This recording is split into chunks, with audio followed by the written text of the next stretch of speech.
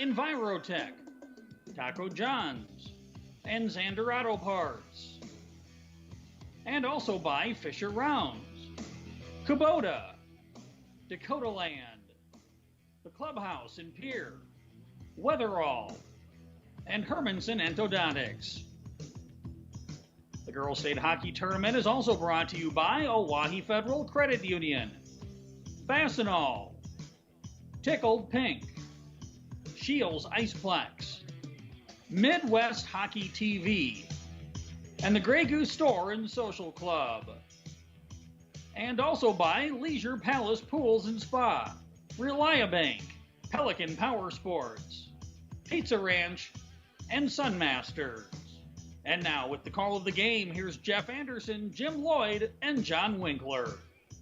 And back for the final time here this evening as we welcome you into the Watertown Mace Arena as we get set for Game 4 of 4 of the day, Game 8 of 11 of the weekend, as the Aberdeen Cougars take on the Mitchell Marlins in the 1 versus 5 matchup, the only upset we've seen so far. The Mitchell Marlins picked up a win over Sioux Center yesterday with a 4-1 win, and we mentioned before 4 goals might be the magic number as all 3 teams have won with 4 goals, but this is an intriguing matchup. Aberdeen, again, undefeated, Jim, and this is a Mitchell team that's much improved. They don't play like a 5 seed. They're not a true 5 seed. They're playing much better than that 5 seed that they have their rank. And this could be a matchup here for Mitchell that they probably feel a little bit pretty confident going into.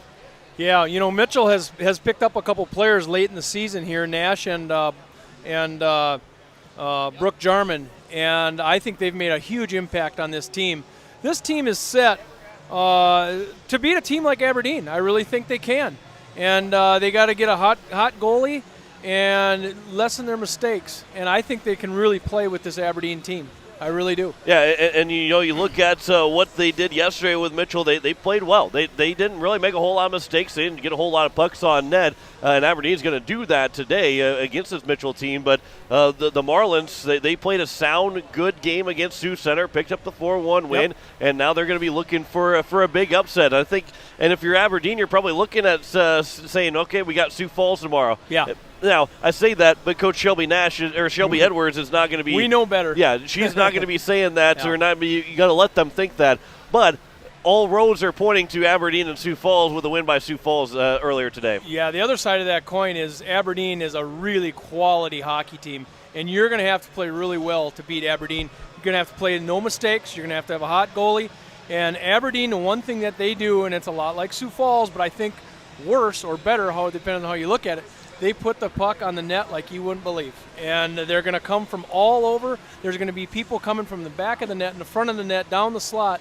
And you better be ready. Defensively, you have to be ready to clear some pucks out of the front of that net. And Jeff, the Aberdeen Cougars had a hat trick from Caitlin Holland last night against the Hawaii Capitals. Puddles and Dean each have 20 goals. Jocelyn Orr's got 20 goals. You look back, Justice Smalls got over 10 goals on the defensive side. They score from all over the place. They score from all over the place, but they have probably their top 2 lines score more goals than some teams have scored all year. You're exactly right with that, too. Yeah, I mean, yeah, it's amazing what they can do. They're a machine out there.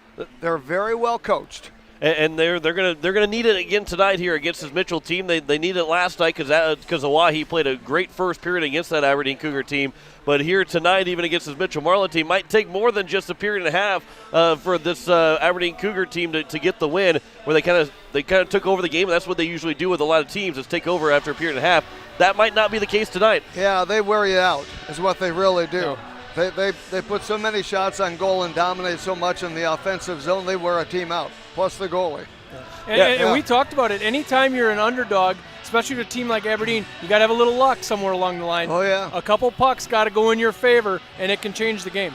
And we've talked about it with the 7 seed Huron yesterday, the 8 seed Hawaii Capitals last night as well. And here's the Mitchell Marlins again.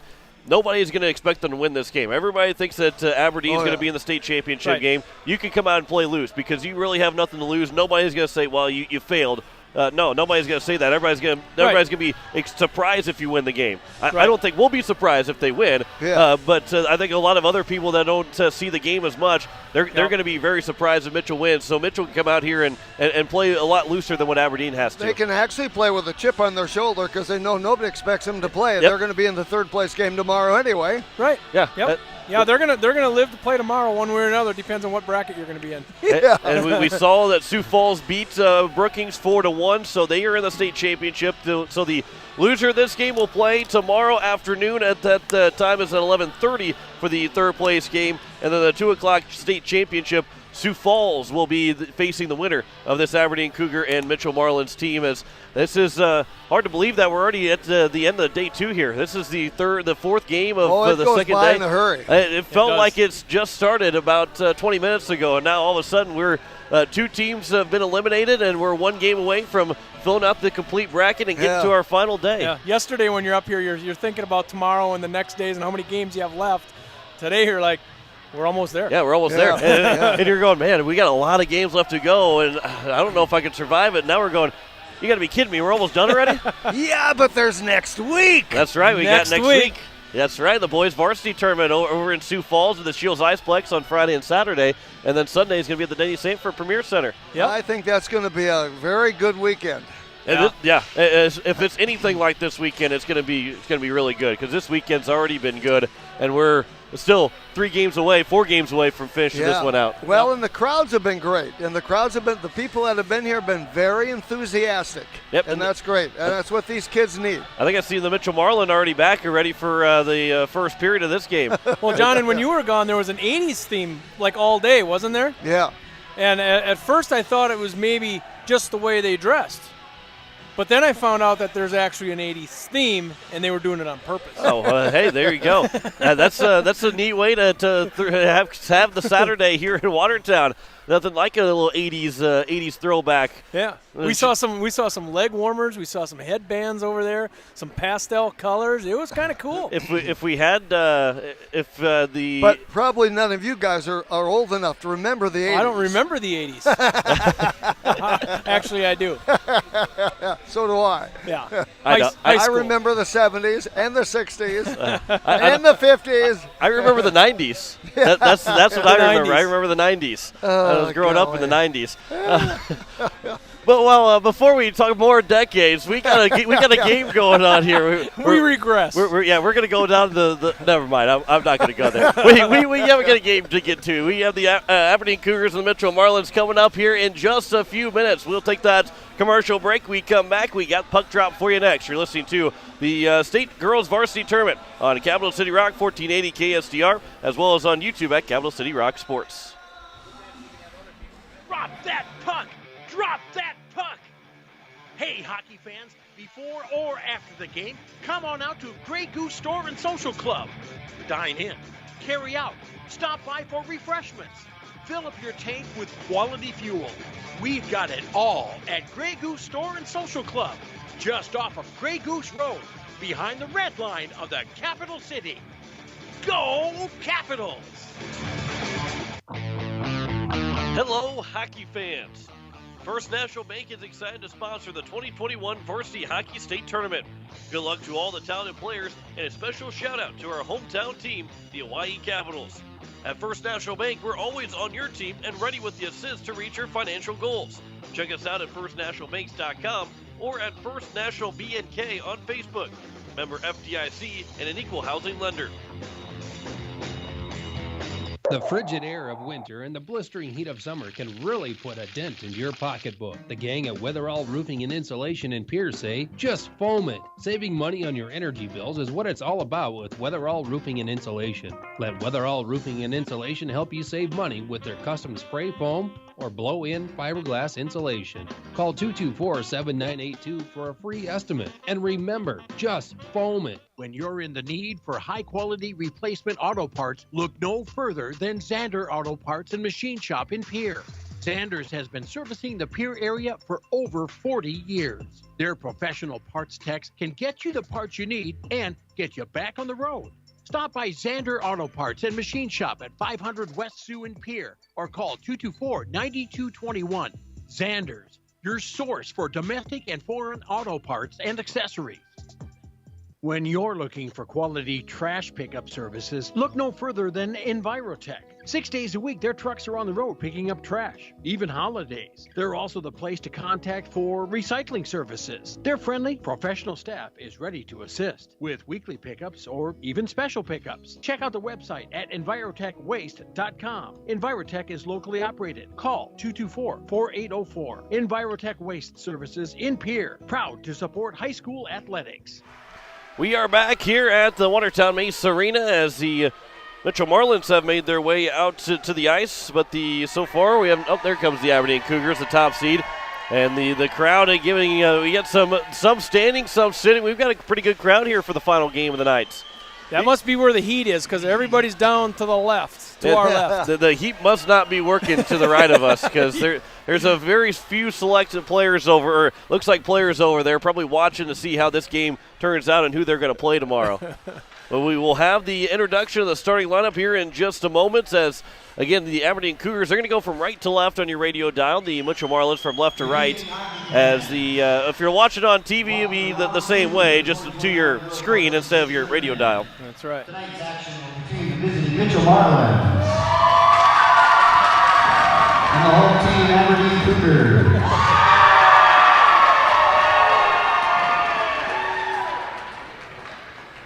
We'll start with the starting lineups for your Mitchell Marlins.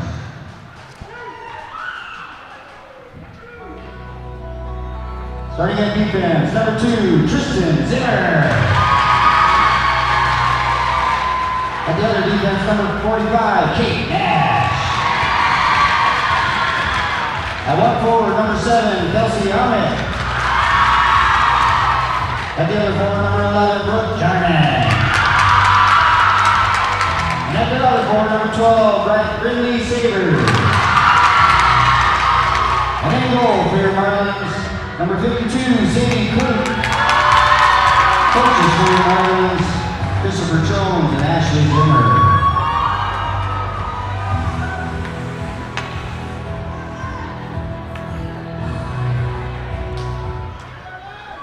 And now, the starting lineup for your Aberdeen Cougars. Starting at defense, number 13, Justice Small. The other defense, number 24, Shelby Nash. At one wing, number 3, Daniel Vidal. At the other wing, number 14, Morgan Lee. And at center, number 20, Caitlin Holland. And in goal for your Cougars, number 39, Ava Myrie. Coaches for your Cougars, Shelby Edwards, Matt Orr, and Jason Myrie. Tonight's officials will be Ron Johnson and Sam Schroeder. The national anthem has been played, so let's play hockey. We're ready to go. Final game of the day, the second state semifinal, as it's going to be top line against top line, top defense against top defense, and two goalies that we looking to have a hot start and a hot finish to this game, as we'll see what goalie can allow the fewest goals against, and we know probably for sure what team's going to get the most shots on goal already in this game. Yep. But it's going to be who makes the most of those shots on goal. Yep. A lot of it's going to have to do with how the goalies play.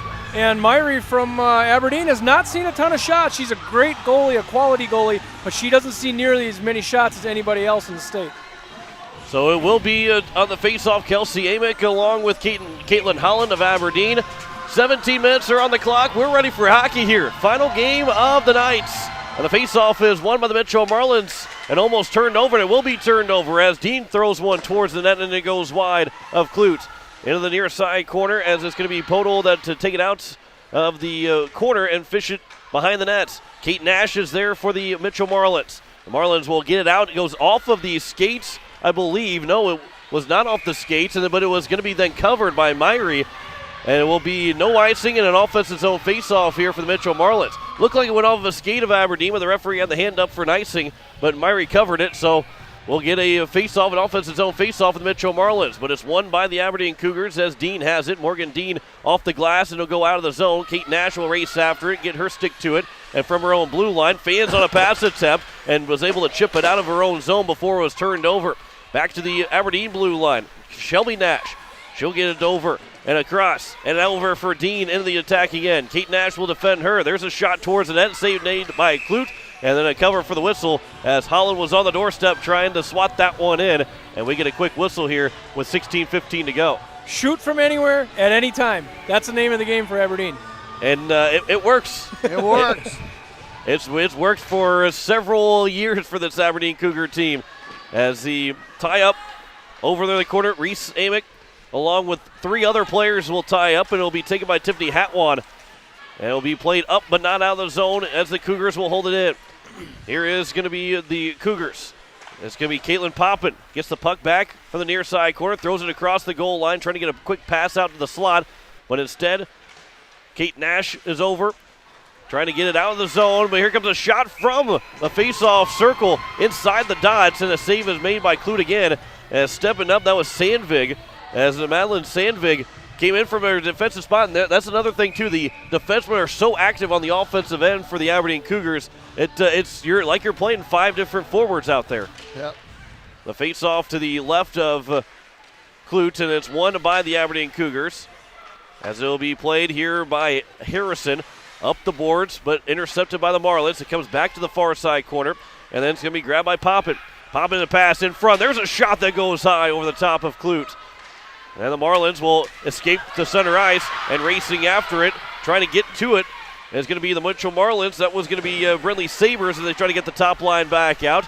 There is no penalty as one of the Aberdeen players fell to the ice, but the Marlins have possession here. Here's Sabres again. She gets tied up, and one of the Aberdeen Cougar players lost the puck. She'll throw it with their glove when she lost the glove as well. She's going to go pick up a glove and a stick. The pass trying to get in front, and Meyer's able to stick it back behind the net. Here's Brooke Jarman, a pass to the front, and that one's broken up again. The defense of Aberdeen is surrounding that slot and not allowing any passes to come to the front of the net. Goes back towards the blue line, chipped around and taken here. Here comes a Podol. Podol a pass, and that one intended for Dean, and it got sticked away. The Marlins will clear it to the neutral zone. Off the glove and then away from Tiffany Hatwan and back to the Mitchell blue line. They'll throw it down, goes off a stick, and Hatwan will get to it first for the Marlins in the attacking end. Back behind the nets, but it's again a good stick there from the Aberdeen Cougars, and Morgan Dean now has it. Her pass goes in the neutral zone, straight over to Kate Nash as she blew a tire, trying to get a pass across and bringing it in the zone. And here it comes now, Nash again to intercept the pass and to clear the zone. 14:05 to go here in the first period. We have no score with 2 shots so far, both coming from the Aberdeen Cougars as they ice it with exactly 14 minutes to go here in the first period. Think these teams are ready to play? Yes. Oh, do you think the crowd's ready for them to play? This is awesome. Aberdeen's outscored their opponents 155-10. We know they can put the puck in the net, but they're also a very good passing team. Absolutely, and defensively too. I talked about how they basically have 5 forwards on the offensive side. They basically have 5 defenders on the defensive side. As the faceoff was won by the Cougars, but they couldn't get out of the zone. Brooke Jarman tried to throw it towards the net. It got blocked down, and then a pass was coming from Shelby Nash, went off the back of the net, comes out in front, is loose in front, and then cleared away by the Aberdeen Cougars. And it's going to be Zimmerman that came up to try and pinch in, but instead taken by Jocelyn Orr. Orr with a shot. That one, I don't know if it hit a stick or not of Shelby Nash, and it did. The puck went out of play. All the way up back to one of our cameras that died earlier today, but it did not get hit. Thankfully, we're still safe over there. But it will be an offensive zone face-off here for the Aberdeen Cougars to the right of the Mitchell goaltender and Klutz. As Emma Reeder will try and get the face-off win. It comes in front. There's a glove save made off the Morgan Dean shots. See that little confidence? By the goalie, you talked about that last game. There's a little confidence there. Boy, the little arrogance of the glove, and I love it. There's a shot by Dean that gets blocked away. Go ahead, shoot it. Yep, Dean will block down a clearing attempt. It's held in by Holland. Holland trying to get in front for Dean. There's a shot off the blocker, a save made by Klutz. Still loose to the side of the net and then cleared to the near side corner. As then it was trying to be cleared again by the Marlins. Comes out in front of the pass. Backed out to the blue line. On the backhand, keeps it in. One of the Marlin players fell over Samantha Klutz where the puck came out to the blue line. Then checked off the puck. Well, somewhat checked off the puck. There was no checking on it. Caitlin Holland has it back. Her shot off the side of Klutz, and it doesn't go in. And it'll come all the way back Knocked out of the her blue over, line. Boy, oh boy. Knocked her over. And then it came to the blue line, and Aberdeen is relentless here on the attack. The Marlins can't get the puck out of the zone here yet. Another good job of keeping the puck in the zone. That was Justice Small. And it'll finally come out by the Marlins. And they'll make that change as Sandvig will go back at her own end to play it in front of their goaltender in Myrie. Up for Holland. Holland a pass over. Podol will bring it in. Excuse me, that's actually going to be Caitlin Poppin will come in. Good stick there by Kate Nash, but now Poppin will switch angles, turn around again, and then Nash will play it after she lost the puck off of her stick. And Nash will turn with plenty of time, throws it off the boards. Will go all the way down on net. Just missed the angle to go all the way down on net. And again, the geometry teacher is saying just a little bit farther. Get a little more wall on that one. 12:06 left to go here in the first period. We have no score. The 4-1 shots advantage for the Aberdeen Cougars on the Tickle Pink scoreboard. Exactly. As it will be an offensive zone face-off to the left of Klutz, and a couple of Aberdeen players fell to the ice. But it will be picked back up by Jocelyn Orr. She was one of those players that fell to the ice and came back around. And it's going to be whipped around the boards all the way down. It will go up for an icing. They're going to wave it off at the last second. And Small will have to take it from her behind her own net. Throws it to the blue line and trying to pinch in, and maybe not the smartest pinch in, as now Jocelyn Orr, Caitlin Poppin will bring it in. But a good job of back checking by the Marlins to eliminate any scoring chance of the Cougars might have had.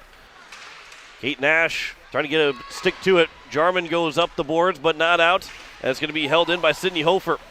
And Hofer goes all the way down to the near side corner. Goes back out to the blue line, and it will escape the zone with 11:20 to go here in the first period. Morgan Dean now with it, as she'll carry it in the offensive end.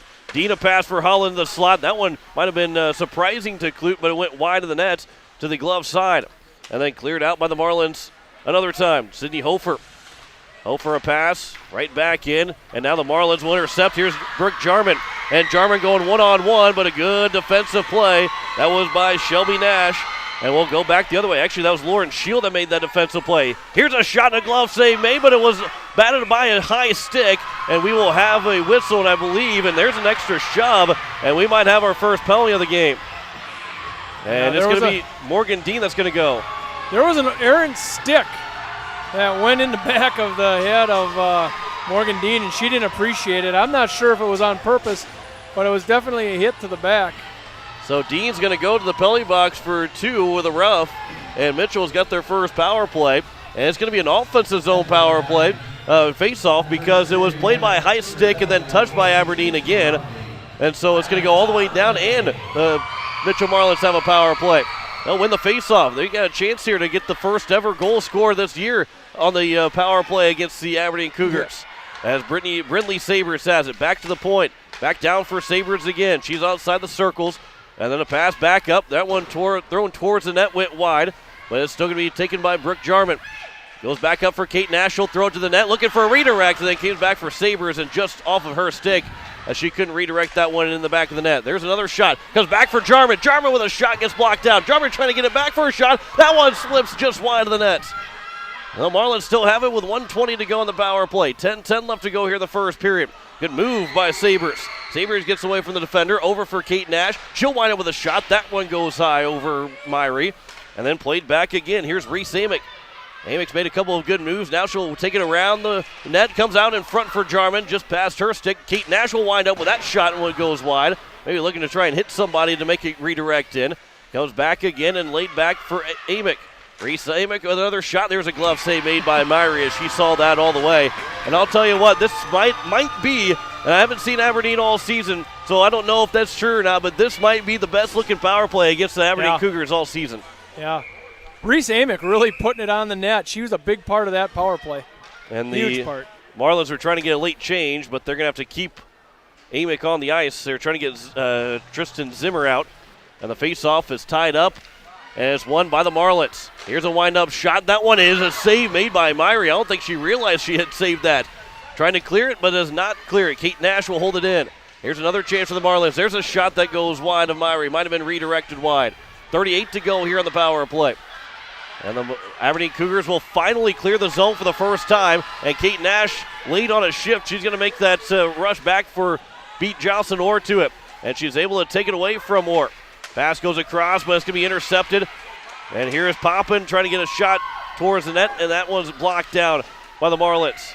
And now with 15 to go on the power play, see the Marlins get one more rush, and it will come all the way back down for Sandvik, and it'll backhand it up, and it comes out. And the Marlins are in the midst of a change on the power play, but Kate Nash will step up offensively. And Kate Nash trying to get that one towards the front, but her stick got lifted, and Morgan Dean's out of the penalty box, but it's going to be held in. Good job there by Tristan Zimmer. 8:40 left to go here in the first period. The Marlins have 3 shots on net. The Cougars with 6. That one thrown in from the blue line, and it goes behind the net. Comes out in front, almost turned over, and a good stick there from Kloop. That pass to the slot off of a stick, and then kicked by Zimmer, but not out of the zone. Holland doesn't hold it in. It will be an offside as Holland brought it in. Tried to let go of it at the last second. We get an offside call with 8:20 left to go here in the first period. They turn up the speed, they turn up the pressure a little bit, and it really becomes almost chaotic out there sometimes.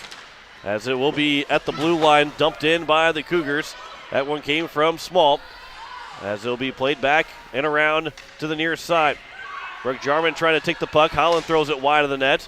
And again, it doesn't matter where you're on the ice, even if you're looking at the net, just throw it towards the net. Good things can happen off of that.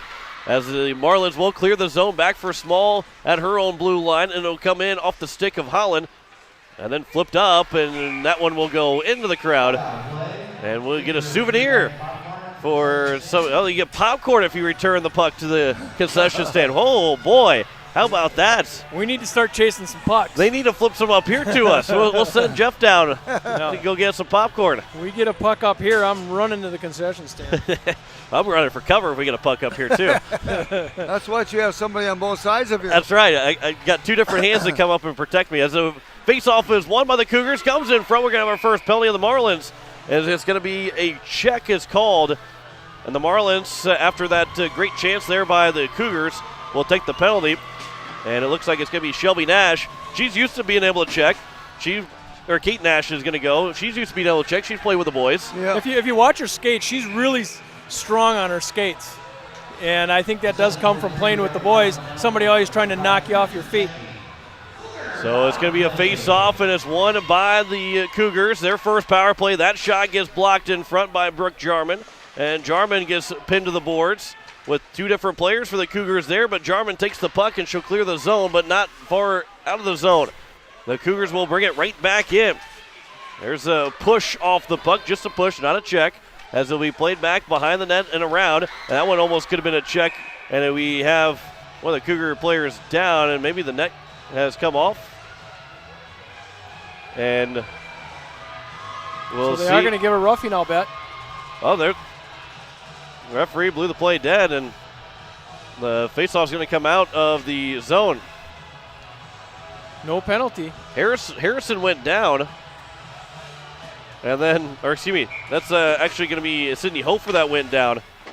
It was interesting that the referee blew the play dead and had the puck come out of the zone, as it will be thrown in from the Mitchell Marlins with 1:25 left to go on their penalty kill. First power play of the game for the Aberdeen Cougars in a tie hockey game with 7 minutes to play in the first period. Here's Holland in. Holland will get to her forehand, a shot and a save made by Kloot. And back behind the net, tied up. And there's 5 players. We got a little bit of pushing going on, and a couple players are hitting the ice, and a couple extra pushes going on. Here's Holland with a shot. She scores! Holland scores again. That's her 4th of the tournament.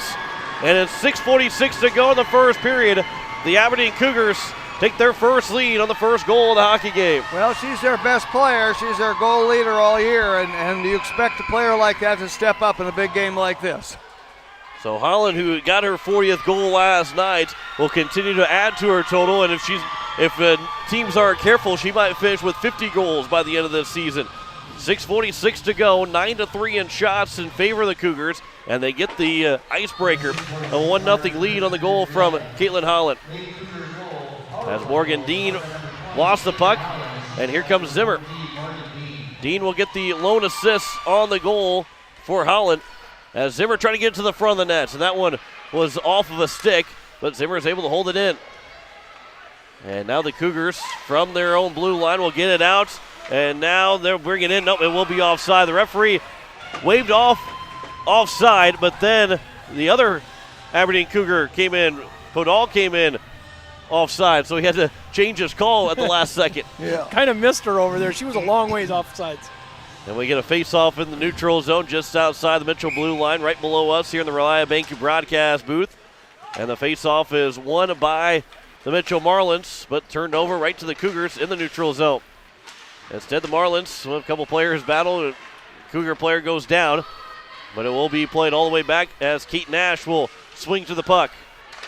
Nash got bumped away, and now there's a pass looking to the slot, but it went off of Clute, and she's able to cover for the whistle with 5:58 to go here in the first period.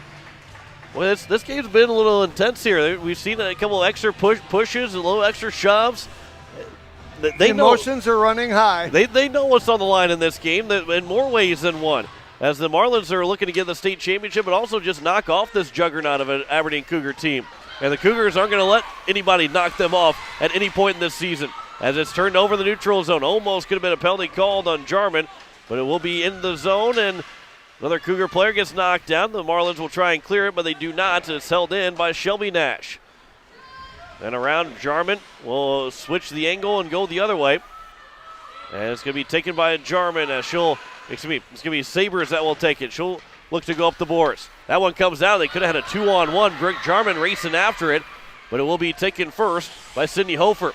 And Hofer made a good move around, but she lost the puck to Jarman. Over to help support was going to be Kelsey Amick, but it will be cleared away and down, and racing after is going to be Holland, and it's going to go just past the red line.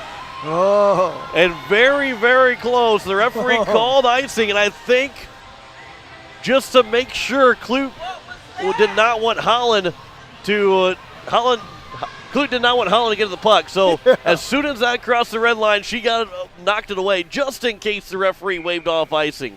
But that's an odd-looking play, but I think the referee made the right call, and Clute, I think, made the right decision as well. As 5 minutes to go here in the first period. A good job by Zimmer to hold the zone by kicking it, keeping it alive. It's Mia Tupper that will lose the puck, and now in the zone, but an offside is called. Dean comes in with Podol offside. That's the second time she's been offside in the last 2 minutes. So the third line of Mitchell getting some quick work to try and get a little bit of a rest for that top and first and second line. As Podol will bring it in. Chipped up, not out by the Marlins. Almost looking for a check. That was Samantha Clute. That was almost looking like she was going to throw an elbow. As that one at the blue line will come back down. Morgan Dean, and she's got Podol in the slot. Throws it through the blue paint, but Podol was just a little bit too far away from that spot. And it was still not able to be cleared out of the zone by the Marlins. We'll have 3 players. Now we'll have 5 players coming to battle for it. Morgan Dean holding on to one of the Marlins players. And we'll get a whistle as the puck was just kind of covered up and nothing was happening. So 4:16 left to go. And Dean had a hold of the pants of one of the Marlins players and was kind of rocking her back and forth, pushing her forward and pulling her back. You don't see that very often, but that was a unique vantage point that we got to see that happen. As Dean trying to get the puck free, it will come free. Podol will just fish it over to the front of the net, and it was blocked away by Clute. Comes back out. Dean couldn't hold it in. Dean might be late on a shift here. She's running out of gas, it looks like, and she's in the neutral zone. Brooke Jarman will start to carry it in, and it was an onside play, but taken right back out. And I say Dean was late on a shift, but she was taken to the offensive end before she lost the puck. And then the Marlins will have to go back at their own end as Kelsey Amick couldn't keep it the puck, as it's now Caitlin Poppin. Her pass gets blocked out. She'll retrieve the puck back. Poppin on the goal line, pass it right to the goal line, and then we get another whistle, and some stinky leather mitts are coming up towards the helmets of a lot of these players right now. Yeah. 3:27 left to go still here in the first period. It's a 1-0 lead for Aberdeen. 11-3 in shots in favor of the Cougars. As a turnaround shot off the faceoff goes wide from the Cougars. Tied up, and the Cougars and the Marlins will get out. There's a couple players that hit the deck, but here comes now bringing it in the zone. Here's Tronis. And Tronas lost the puck, and it'll come free to be played by Shelby Nash. And then up by the Cougars, and they'll clear the zone. Tipped along by Poppin. One hand on the stick by Zimmer, tried to kick it out of the zone, and then the puck went right underneath her as she fell to the ice and was getting back up. And then a couple of Marlins players will hit the deck. But at the blue line, it was thrown in by Nash and kept into the zone behind the net by Dean. Dean will work. Back out of the backhand, a shot, and that one goes wide. That came from Shelby Nash with 2:35 left to go here in the first period. Morgan pass over. That one got off of the stick. And then from the near side, it's still Aberdeen with possession, but the Marlins are able to get the puck out of the zone. It was Shelby Nash that was coming off the ice, and her defensive partner, Justice Small, was able to come over to help her out when she was making a change. Dean's shot gets blocked to behind the net, and they'll come back out. Sandvik, she'll kick it along. That pass through the slots and intercepted, comes back out for Sandvik, and then went off of her stick from Brooke Jarman. Here is still in the zone, and then thrown out, but not all the way down for an icing as it's going to be intercepted. Here's Sabres. Sabres will turn. Sabres couldn't get it under a stick to get a shot away. And Sabres still has it. That will be all the way around, and it will come to the blue line, and it will come out of the zone. The Marlins will try and start to chip it back in, but had to tag back up. That pass blocked up. And then back in the neutral zone, knocked it down by Sabres again. Sabres will stop, and she couldn't get a shot away as she's late on a shift. You can see the gas that Sabres doesn't have anymore. As there's another good play defensively by the Metro Marlins with 1:18 left to go here in the first period. They will swing it around for an icing, and we get a whistle with 1:15 left to go, and we'll get a complete change here by the Metro Marlins. And they're going to try and keep this one a 1-0 hockey game going into the end of the first period. 11-3 in shots. This is a big 1:15 here for the Metro Marlins to try and keep it 1-0. Yes. As it's going to be a face-off won by the Cougars. They try to chip it towards the goal, but the first one to take it will be Reese Amick. And Amick, another good move out in front of her net to get out of the zone. She'll throw it off the boards and continues to chase after it.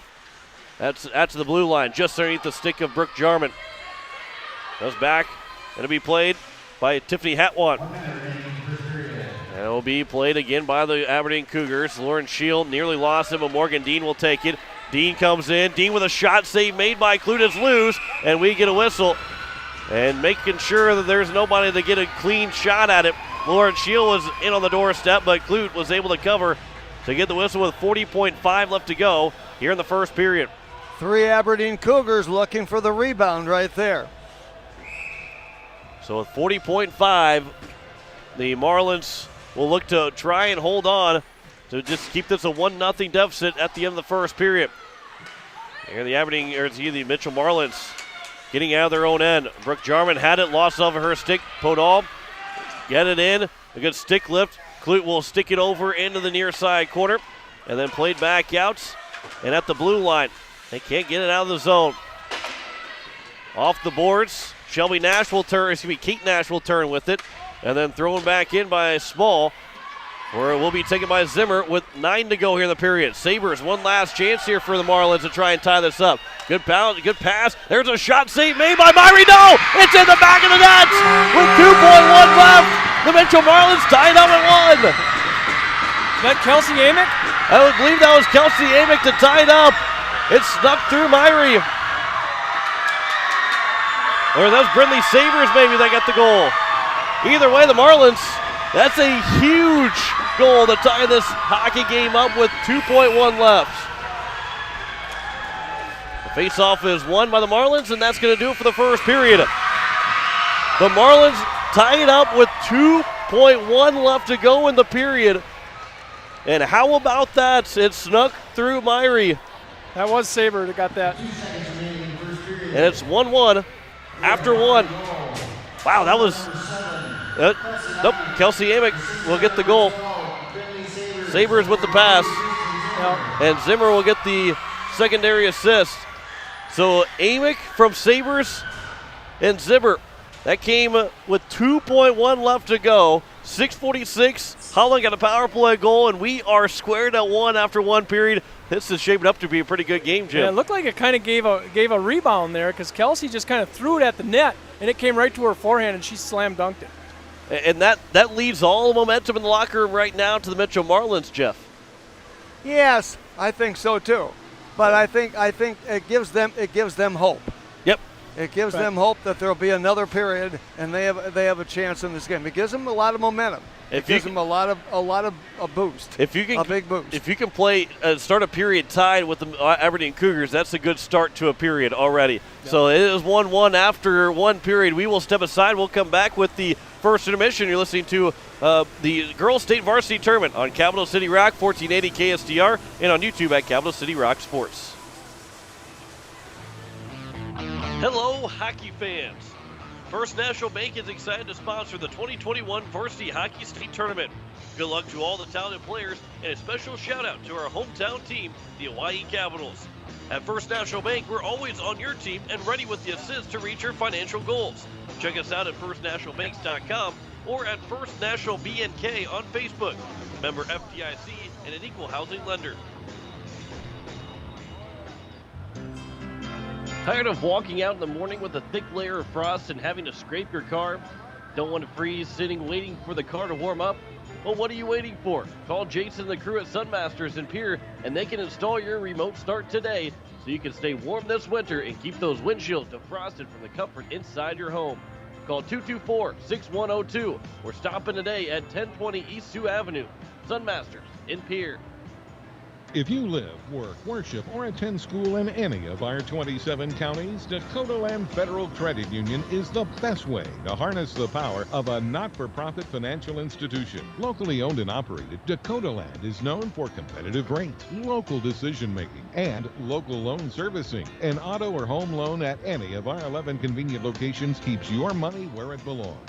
At home, let's put the power of a local financial cooperative to work for you. Dakota Land, equal housing lender, member NCUA. The Clubhouse Hotel and Suites has Midwestern charm and unprecedented attention to detail that provides the perfect getaway. The Clubhouse Hotel and Suites provides a complimentary deluxe continental breakfast featuring hot waffles, biscuits, and gravy. They also have an indoor children's water playland, whirlpool and fitness center, and a beautiful backyard patio with seasonal fire pits. Everyone deserves a night away. Call 605-494-2582 to make your reservation today. The Clubhouse Hotel and Suites. Experience luxury in the heart of South Dakota. Looking to start the new year off right? Why not start it with an auto loan with Oahe Federal Credit Union? For a limited time, Oahe Federal Credit Union is offering 90 days no payments on all auto loans with rates as low as 2.4%. There is no going wrong. Stop in at 221 East Pleasant Drive in Pierre and see how the girls of Oahe Federal Credit Union can help you. People helping people, Oahe Federal Credit Union. As we welcome you back here to the first intermission as the Watertown Mace Arena, as we are tied 1-1 after one period between the Aberdeen Cougars and the Mitchell Marlins. And guys, that was a heck of a first period. That was a heck of a first period. The one thing you'll notice about Aberdeen, they never bring the puck up and take it across into the other team's zone without at least one other person trailing on the play. Yep. You're never doing it all by yourself. You have at least one person or maybe another one that's always trailing on the play. So if there's a rebound to be had or something missed, they're there to pounce on it. Their positioning is second to none. They're always in the right spot. Exactly.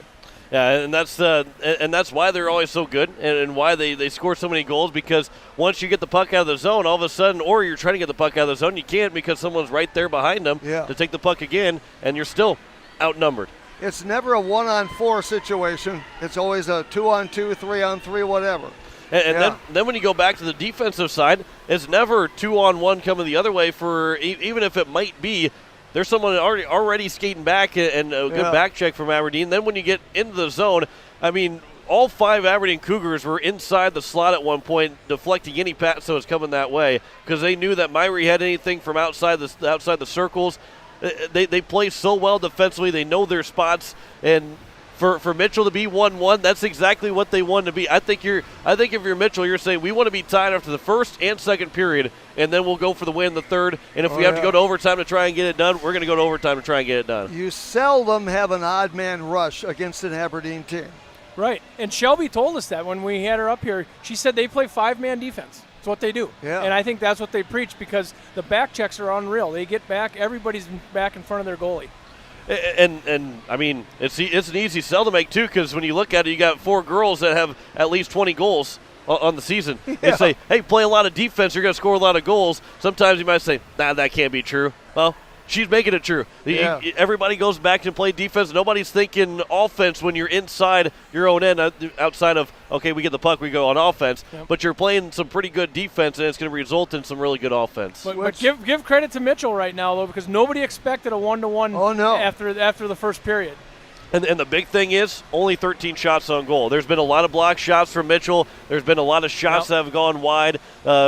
They've made life a little bit difficult for this Aberdeen team, and they're not used to seeing life be difficult to them.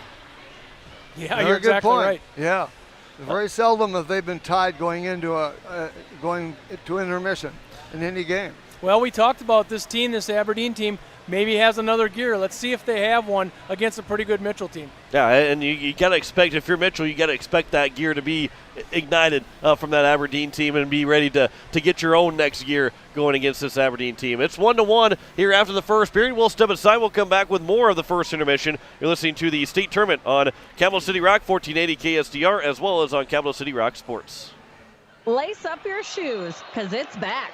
ReliaBank's March Mortgage Madness. Apply for a mortgage in March, and when your loan closes, you could earn $500 that will be deposited into your ReliaBank account. Visit your local ReliaBank branch or go to ReliaBankMortgage.com for more details. Terms and conditions apply. Home purchase applications only. Subject to loan approval. It's ReliaBank's March Mortgage Madness. Apply, close, earn $500. Member FDIC, Equal Housing Lender. Insurance. We all need it to protect our homes, health, businesses, and belongings. But having adequate coverage is just the beginning. You also need the support of professionals who stand by your side to protect what's important to you. Fisher Rounds & Associates combines the coverage you want with the commitment you need. Fisher Rounds & Associates. At your service, at your side. With offices in Pierre, Mitchell, Watertown, Sioux Falls, and Rapid City. Tired of walking out in the morning with a thick layer of frost and having to scrape your car? Don't want to freeze sitting waiting for the car to warm up? Well, what are you waiting for? Call Jason and the crew at Sunmasters in Pierre, and they can install your remote start today so you can stay warm this winter and keep those windshields defrosted from the comfort inside your home. Call 224-6102 or stop in today at 1020 East Sioux Avenue. Sunmasters in Pierre. Introducing new Queso Blanco from Taco John's. It amplifies everything on our menu, kind of like a hype man. Melty, cheesy, white cheddar goodness. Came in dripping.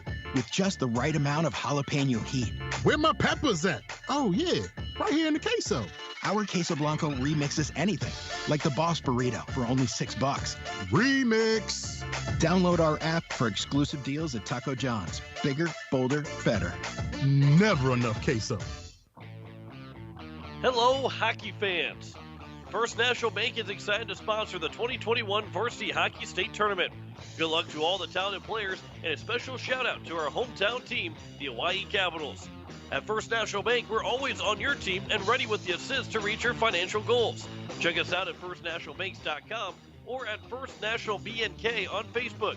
Member FDIC and an equal housing lender.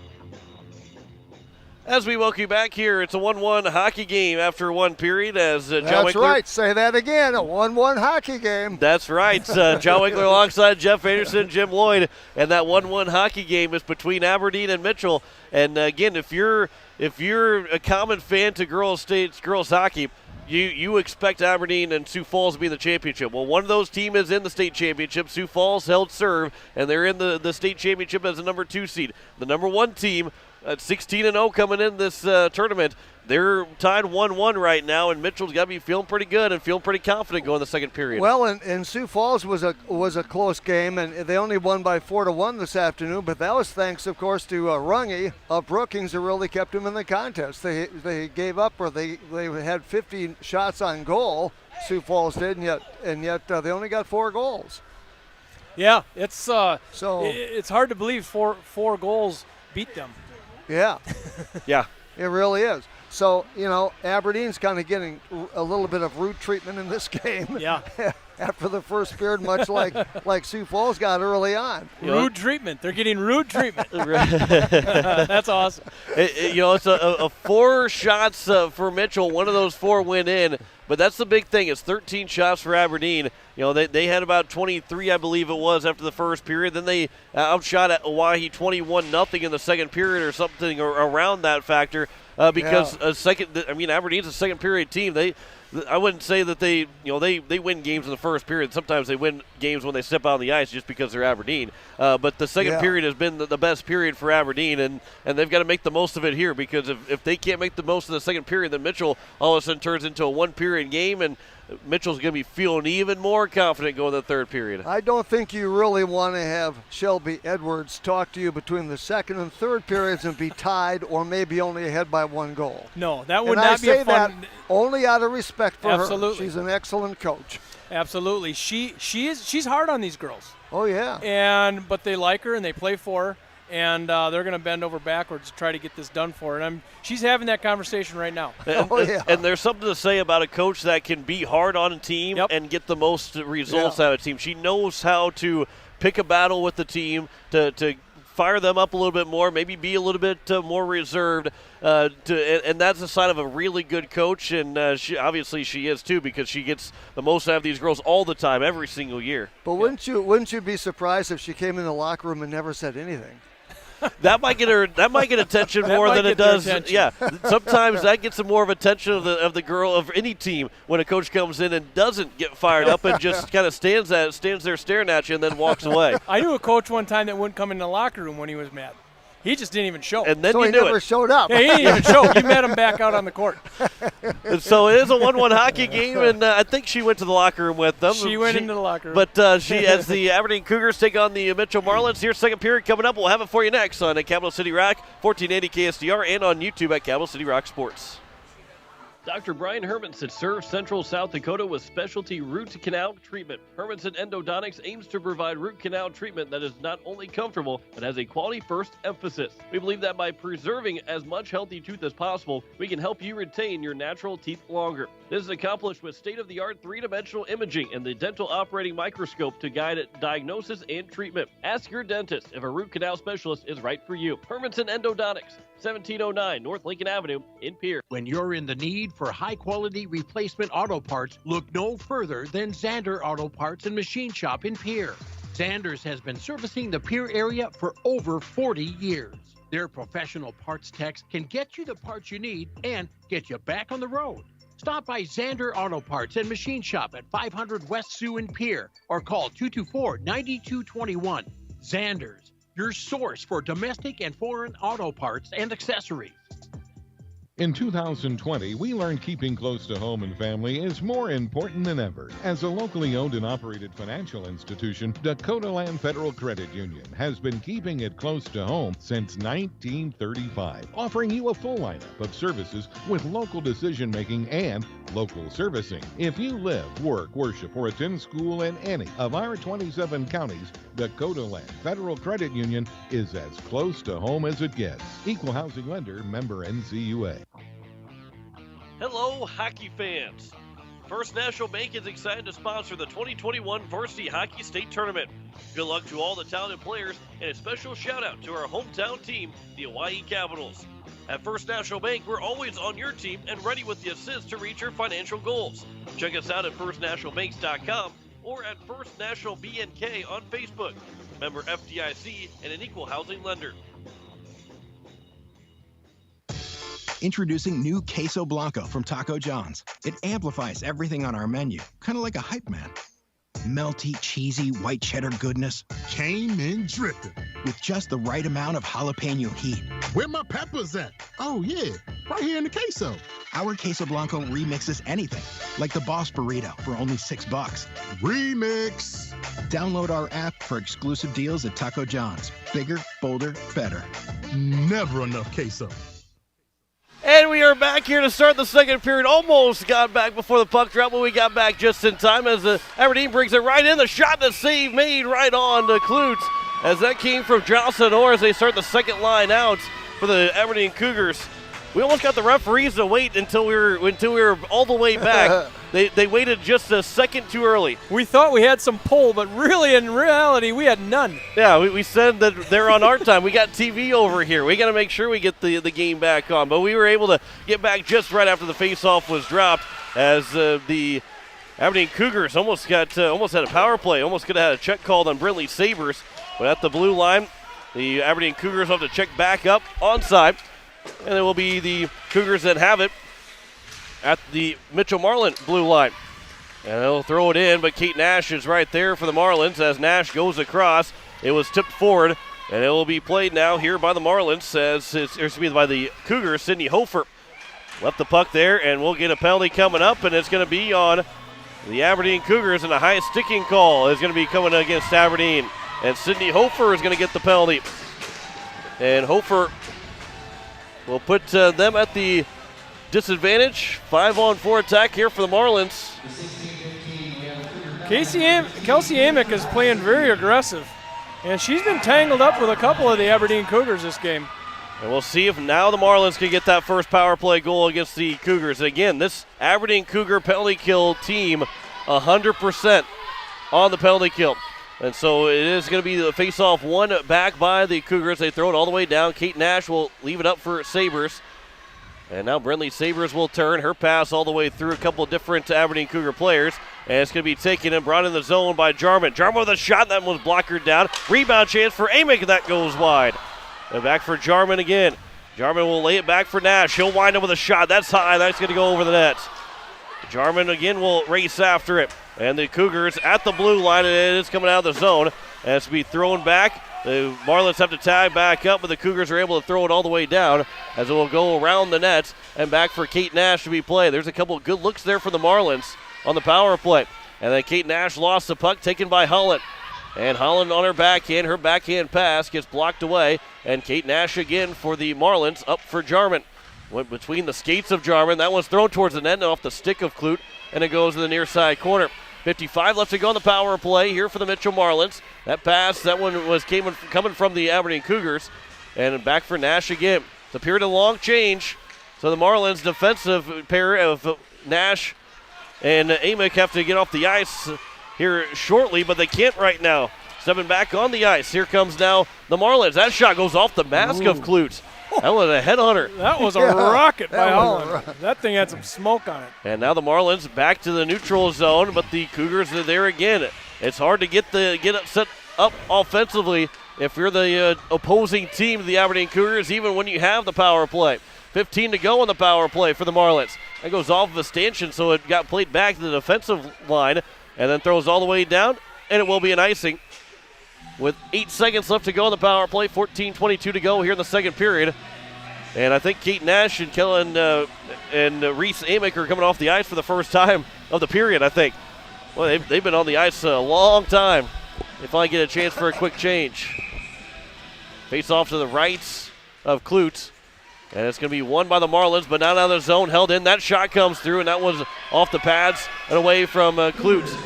And now the Aberdeen Cougars get back to full strength. That pass goes off the side of the cage. And then back towards the slot, a backhand to the net gets blocked out. Here's another chance. That one thrown wide. That one came from Kaylin Poppin. And the Marlins will clear the zone just off the stick of one of the Aberdeen Cougar players. That one came off of Shelby Nash. Thrown back and in for the Marlins. Flipped up and out of the zone. And right at the blue line, but I think we have an offside call. And we'll have a face-off just outside the blue line of the Marlins zone. And with 13:49 to go, we'll have wholesale changes from each team.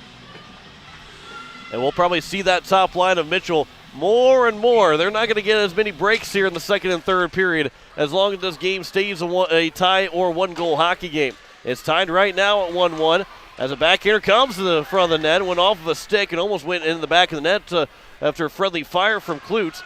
But it is going to be Holland a pass. That one goes back behind the net, rolled off the back of the net. And then from around to the near side, this is controlled again by the Aberdeen Cougars. That pass from the goal line gets blocked down. Nash is there. Up the boards, not out. Out the blue line for the Cougars. Thrown down, misses a couple different sticks from Aberdeen, but it is Holland that takes the puck first, but then chipped to the corner, and Brindley Sabres. Sabres gets pinned to the boards. A couple of Aberdeen Cougars were there. Sandvik holds the zone. That pass out in front just off the stick of Dean. And Sandvik again, the active defense of Aberdeen. Brindley Sabres will get it out of the zone. Sabres a pass over, looking to go one-on-one, but a good step up there defensively by Sydney Hofer. But then it's turned over, and now Sabres is back in again. Sabres trying to get a pass over for Amick.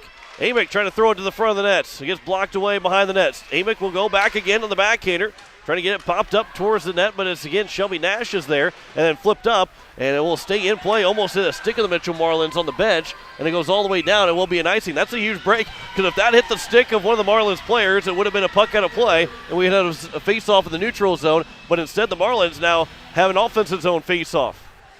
Yeah, that's just a little bit of luck and a little bit of roll of a puck. And so now here we have the Mitchell Marlins on the offensive zone face-off to the right of Myrie. And it's won by the Cougars. And Aberdeen will get right out of the zone, but it was passed right to Reese Amick.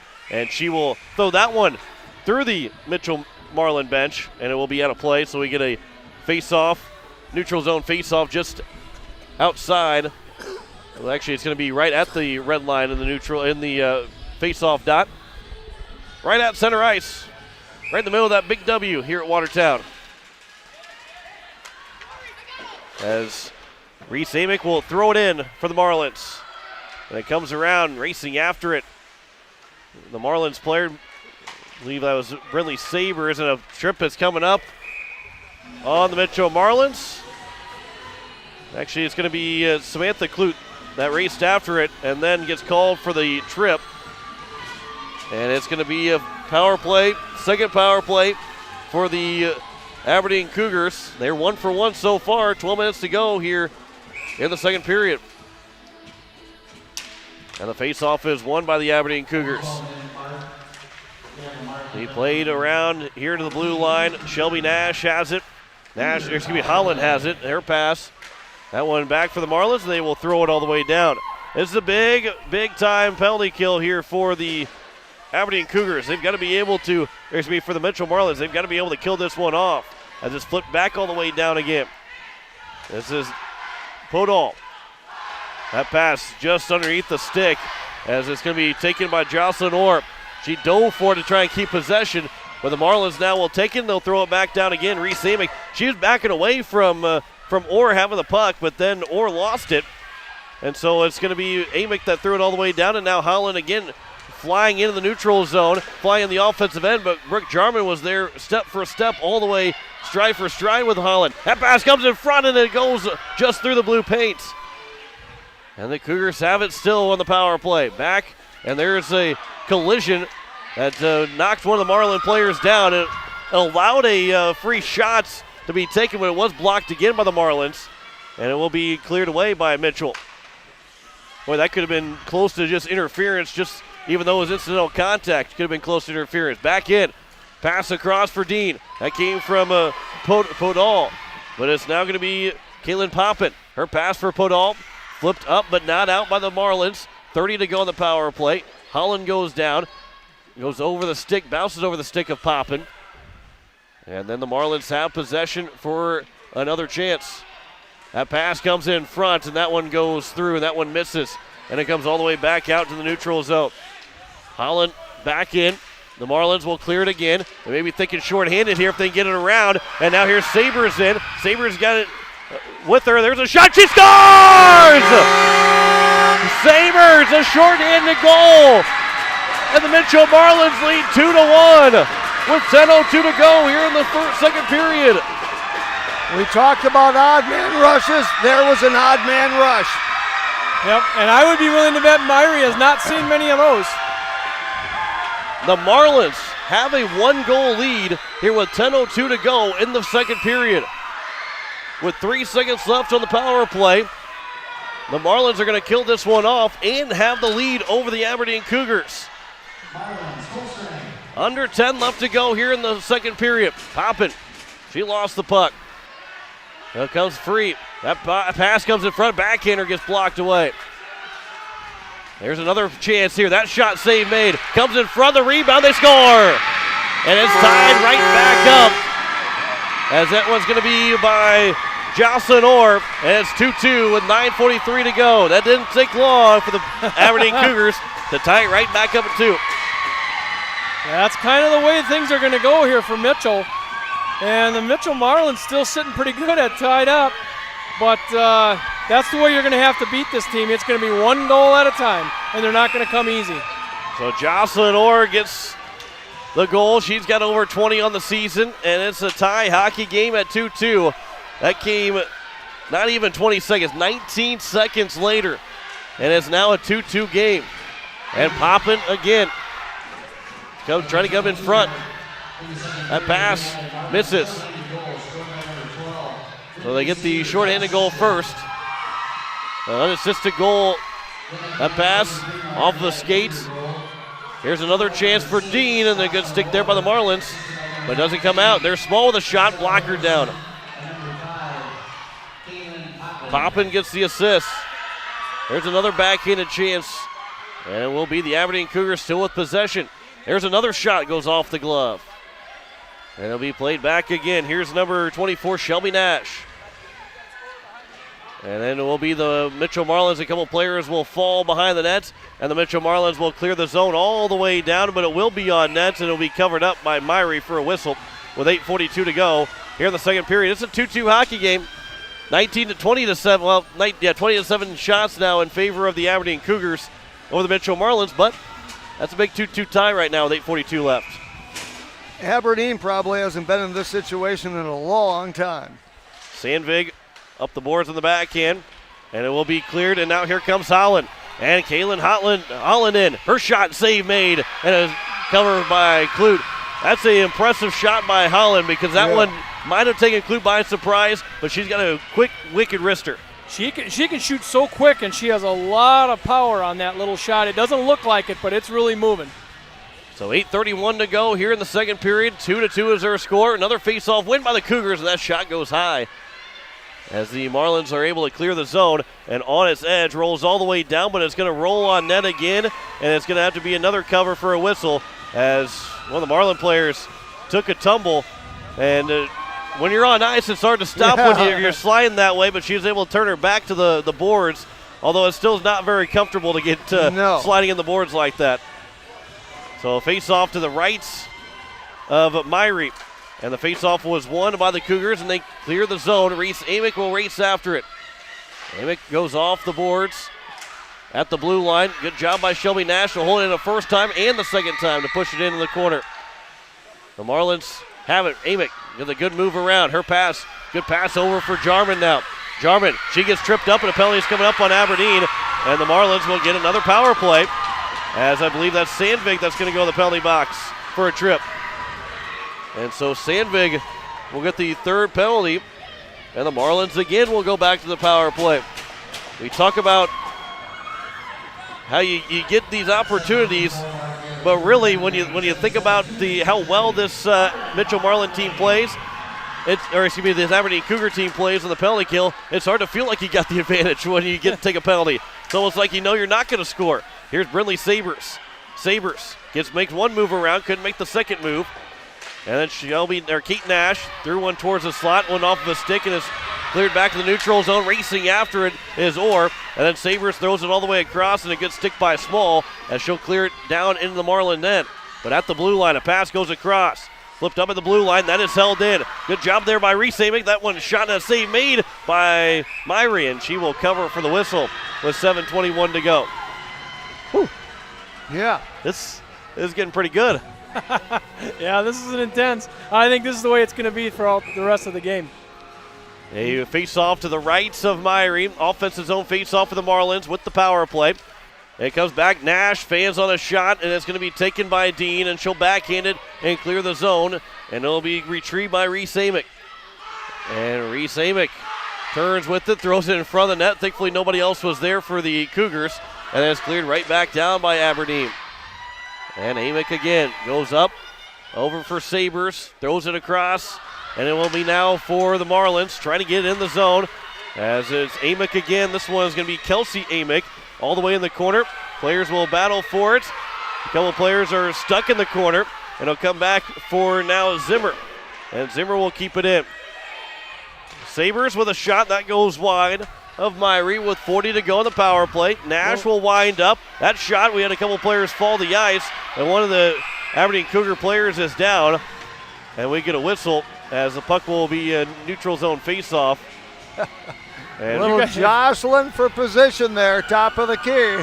Sydney Hofer will make her way back to the bench. She's going to hunch back over again.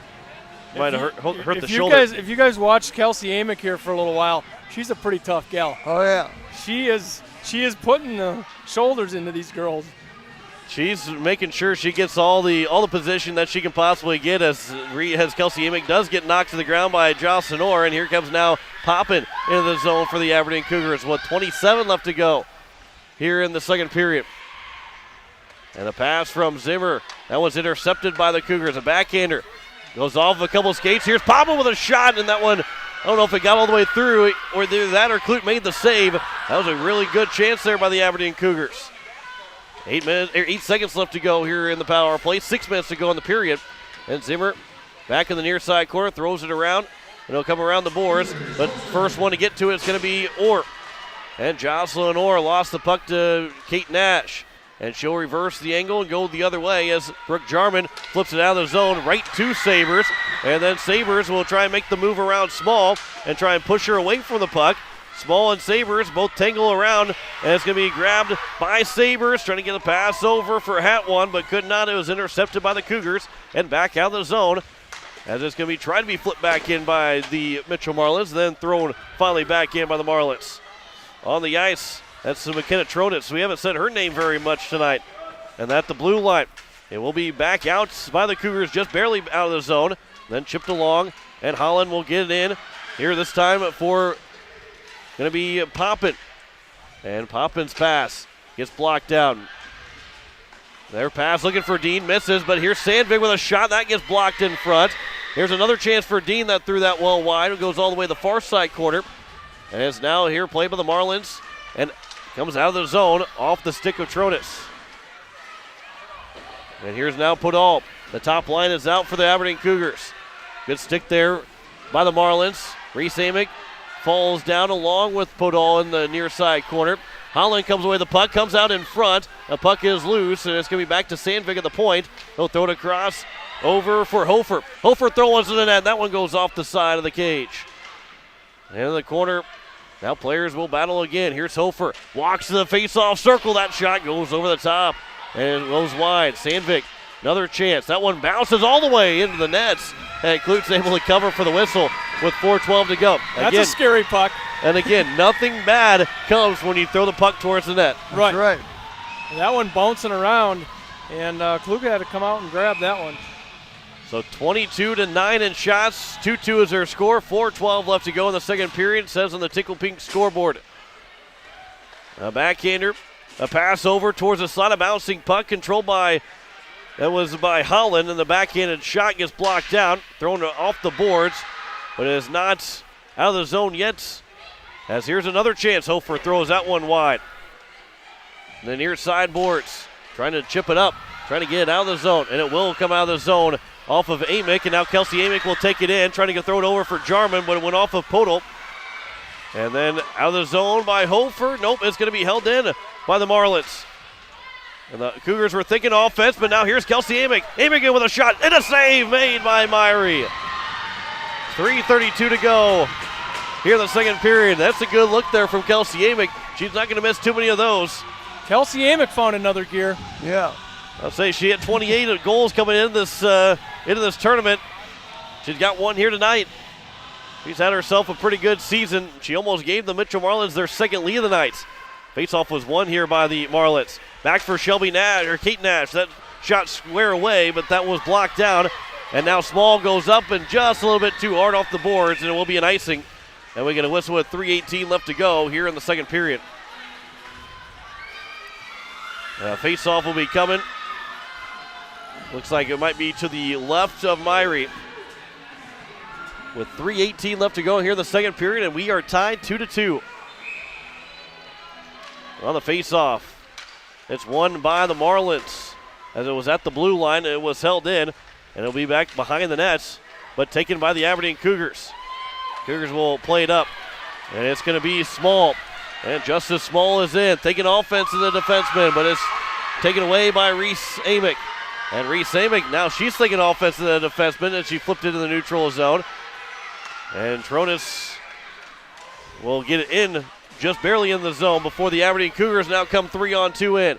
But the pass misses, and Reese Amick's able to get it away. And then it was thrown down by the Marlins, although late on a shift. Samantha Clute, I don't think she realized how much space she had, and she ends up icing the puck. We get a whistle with 2:40 to go.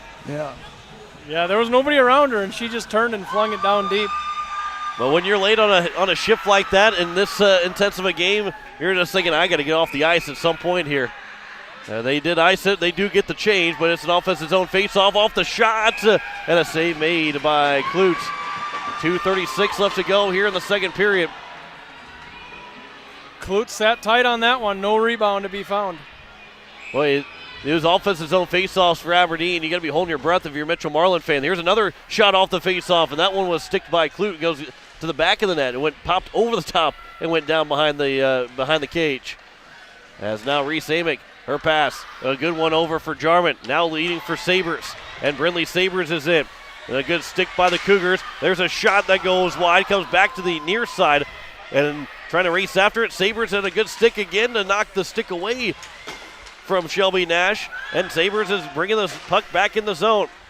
Helped to support is Kelsey Amick, but it went past her, and now it's going to be grabbed by Harrison. And here comes Harrison in. Harrison with a shot, and a save is made right on. And talk about where Klutz was at. She was at the top of her crease. She was outside the crease making that save, making herself look real big in net. Yeah, cutting off those angles is so important, and she does a great job of it. 1:57 left to go here in the second period on the Tickle Peak scoreboard. 25-10 in shots for the Aberdeen Cougars.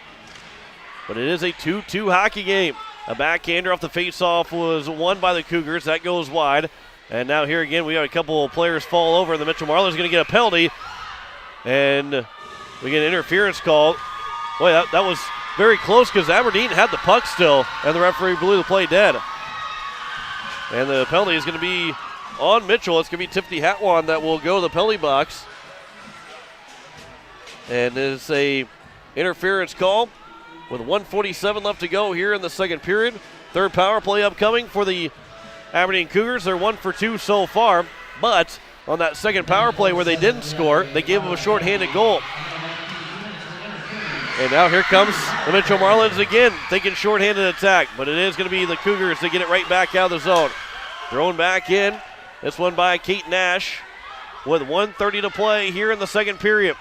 This is an important 1:30 here for the Mitchell Marlins, an even bigger important 1:30 for the Aberdeen Cougars with the power play. Holland will walk in, her shot save made by Klutz, the rebound scoots wide. As it will be popped up, and then three players will battle in the corner. A fourth player will come to join that skirmish. And it will be the Marlins that get the puck. The backhand goes all the way down. That's a big clear there by the Marlins. Final minute here in the second period. Rick Jarman trying to be the first person to get to it, but it will instead be Kaylin Holland that will not get the puck. Kelsey Amick got to it. Holland was able to disrupt Amick trying to go after it after she dumped it in the corner. Now Brooke Jarman has it. Her pass comes out, and it's going to be intercepted, and the Marlins got to make sure they get back defensively. That one by Podol will go over, and now here comes in Holland. Holland with a shot, and a good block shot there by Zimmer.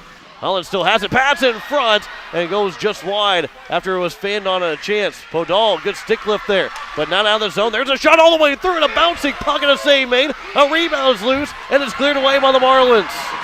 A bouncing puck that Klutz was able to make the save. Wow. Yeah, twice that time. That's a great pad save. 13 seconds left to go here in the period. Back in comes the Aberdeen Cougars for one last chance here in this second period. Sydney Hofer goes behind the net. Kate Nash will try and whip it around the boards, but could not. And that one will finally come out. And we played 2 periods, and we're nowhere near the decision of this game. 2-2 is our score after 2. The Aberdeen Cougars still out shooting, though, the Marlins. 28-10, but this is a fun hockey game to close out day 2, and we got 1 period left to figure out who's going to be the winner. Well, this is really a championship game at this point. There's no question. Yeah. Yeah. And we talked about a hot goalie in the last game. We've got one here. Yeah, Boy, that's right. Those last 2 saves there at the end of the period are 2 big saves for Sadie Clute, because both of them could have easily went in the back of the net. Well, probably her 2 biggest saves of her career. Yeah, absolutely. And she's got several more coming up here in the third period. If Aberdeen wants to win this game, they're going to put the power play time back up, because they started the clock and the power play expired. Aberdeen will have a power play to start the third period with a 2-2 hockey game. We'll step aside. We'll come back. We'll recap the second period for you. You're listening to the States Girls Tournament on Capital City Rock, 1480 KSTR, and on YouTube at Capital City Rock Sports.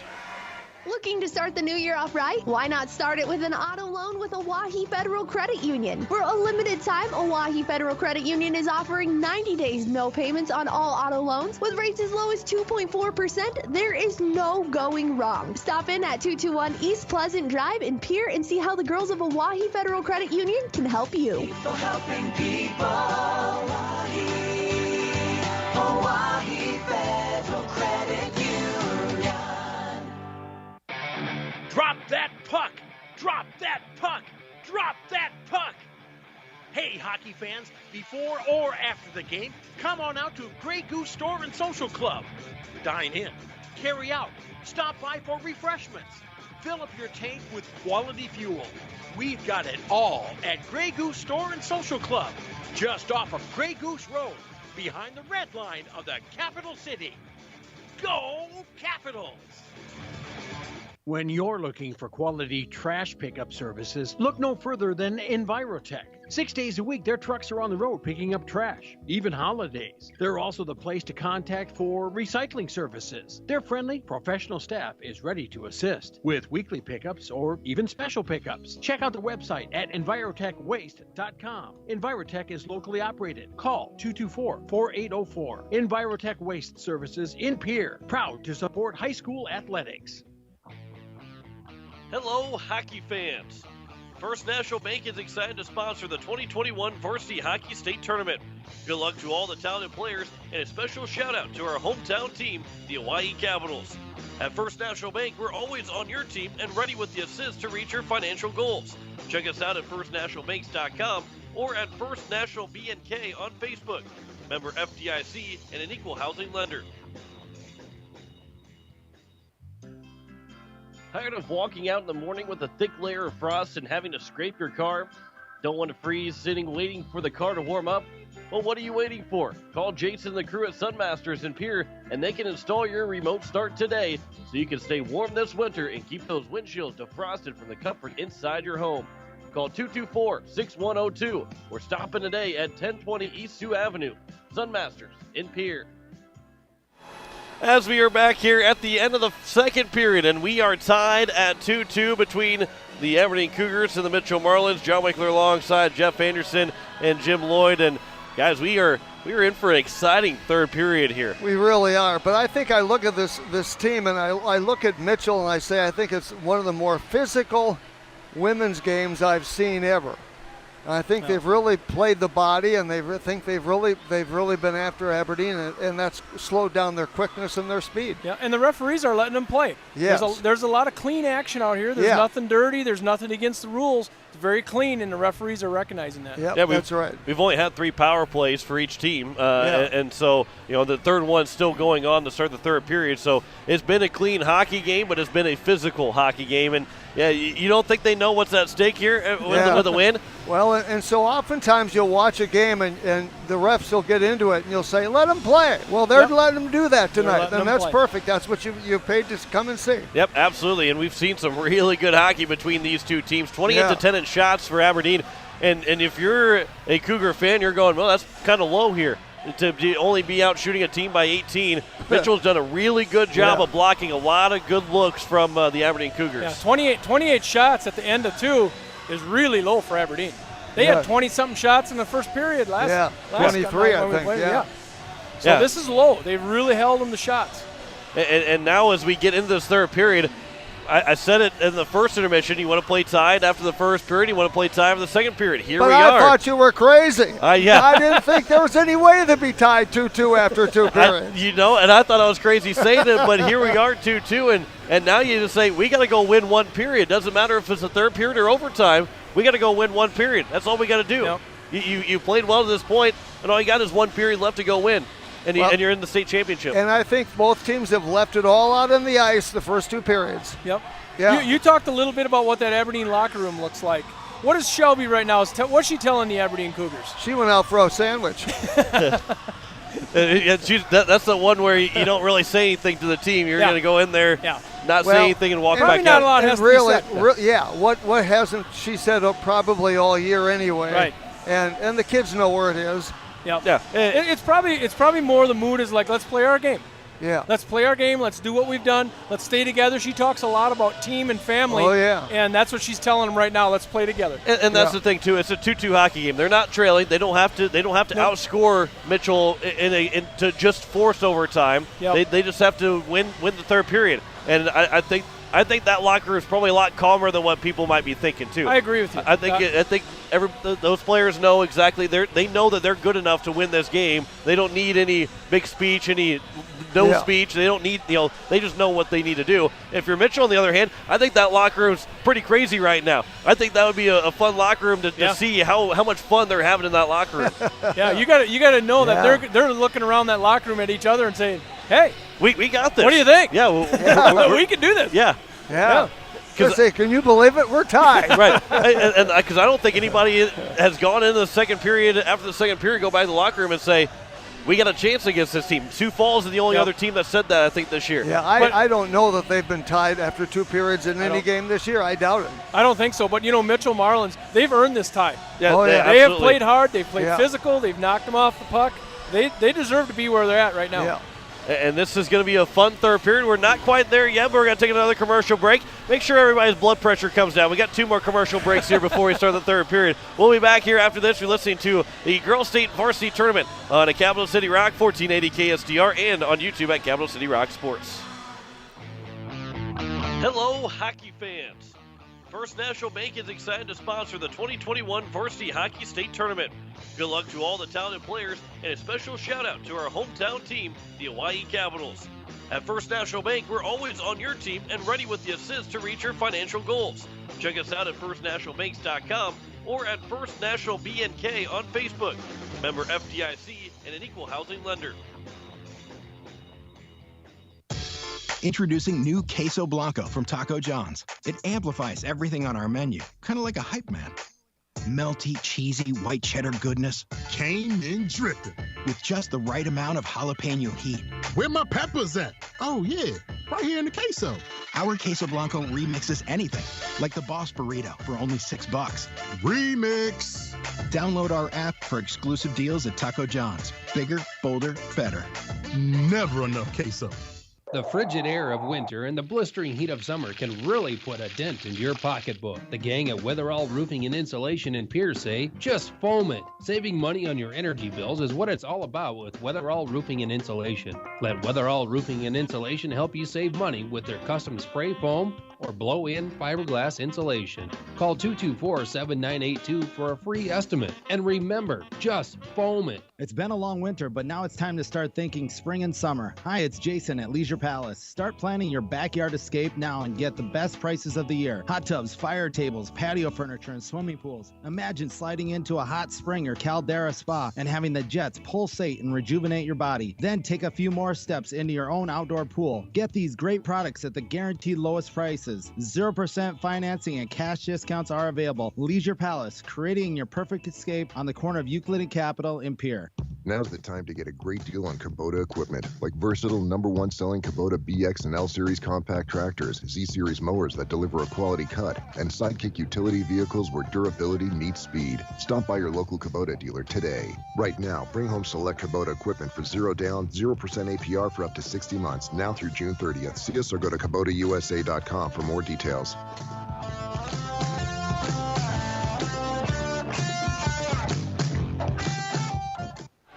We are back here at Watertown Mesa Arena as we get set for we're getting set for the third period. We still got one more commercial break. Hopefully everybody's catching their breath here because this has been a fun game. I got to catch my breath a little bit too here because it's going to be a fun finish to this hockey game. It's a 2-2 score, 28-10 in shots right now in favor of the Aberdeen Cougars.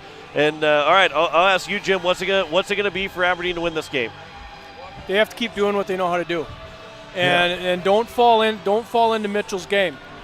Shoot the puck like you always do, crash, play your defense like you always do, and I think Aberdeen will be fine. But they have to play their game. Did I call you Jeff or Jim? You called him Jim. Okay, good. Okay. He's been called worse. Okay. I think we all have. Jeff, what's it going to take for now Mitchell to win this game? Well, I think Mitchell has to keep doing what they've been doing. I don't think they have to change a thing, personally.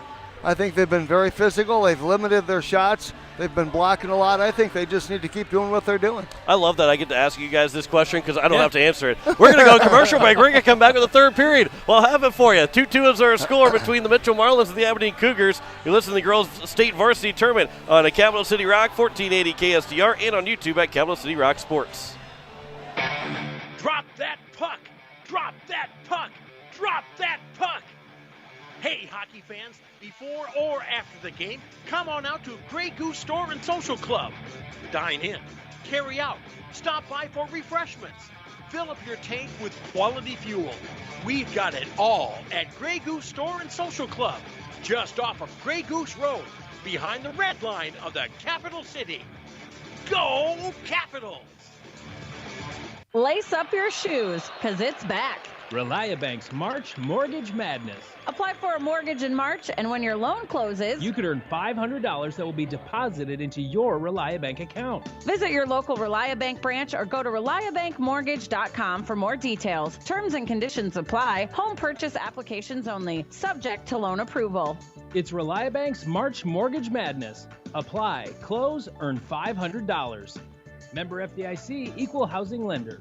Dr. Brian Hermanson serves Central South Dakota with specialty root canal treatment. Hermanson Endodontics aims to provide root canal treatment that is not only comfortable, but has a quality-first emphasis. We believe that by preserving as much healthy tooth as possible, we can help you retain your natural teeth longer. This is accomplished with state-of-the-art three-dimensional imaging and the dental operating microscope to guide diagnosis and treatment. Ask your dentist if a root canal specialist is right for you. Hermanson Endodontics, 1709 North Lincoln Avenue in Pierre. When you're looking for quality trash pickup services, look no further than Envirotech. 6 days a week, their trucks are on the road picking up trash, even holidays. They're also the place to contact for recycling services. Their friendly, professional staff is ready to assist with weekly pickups or even special pickups. Check out the website at EnvirotechWaste.com. Envirotech is locally operated. Call 224-4804. Envirotech Waste Services in Pierre, proud to support high school athletics. Hello, hockey fans. First National Bank is excited to sponsor the 2021 Varsity Hockey State Tournament. Good luck to all the talented players, and a special shout out to our hometown team, the Hawaii Capitals. At First National Bank, we're always on your team and ready with the assist to reach your financial goals. Check us out at firstnationalbanks.com or at First National BNK on Facebook. Member FDIC and an equal housing lender.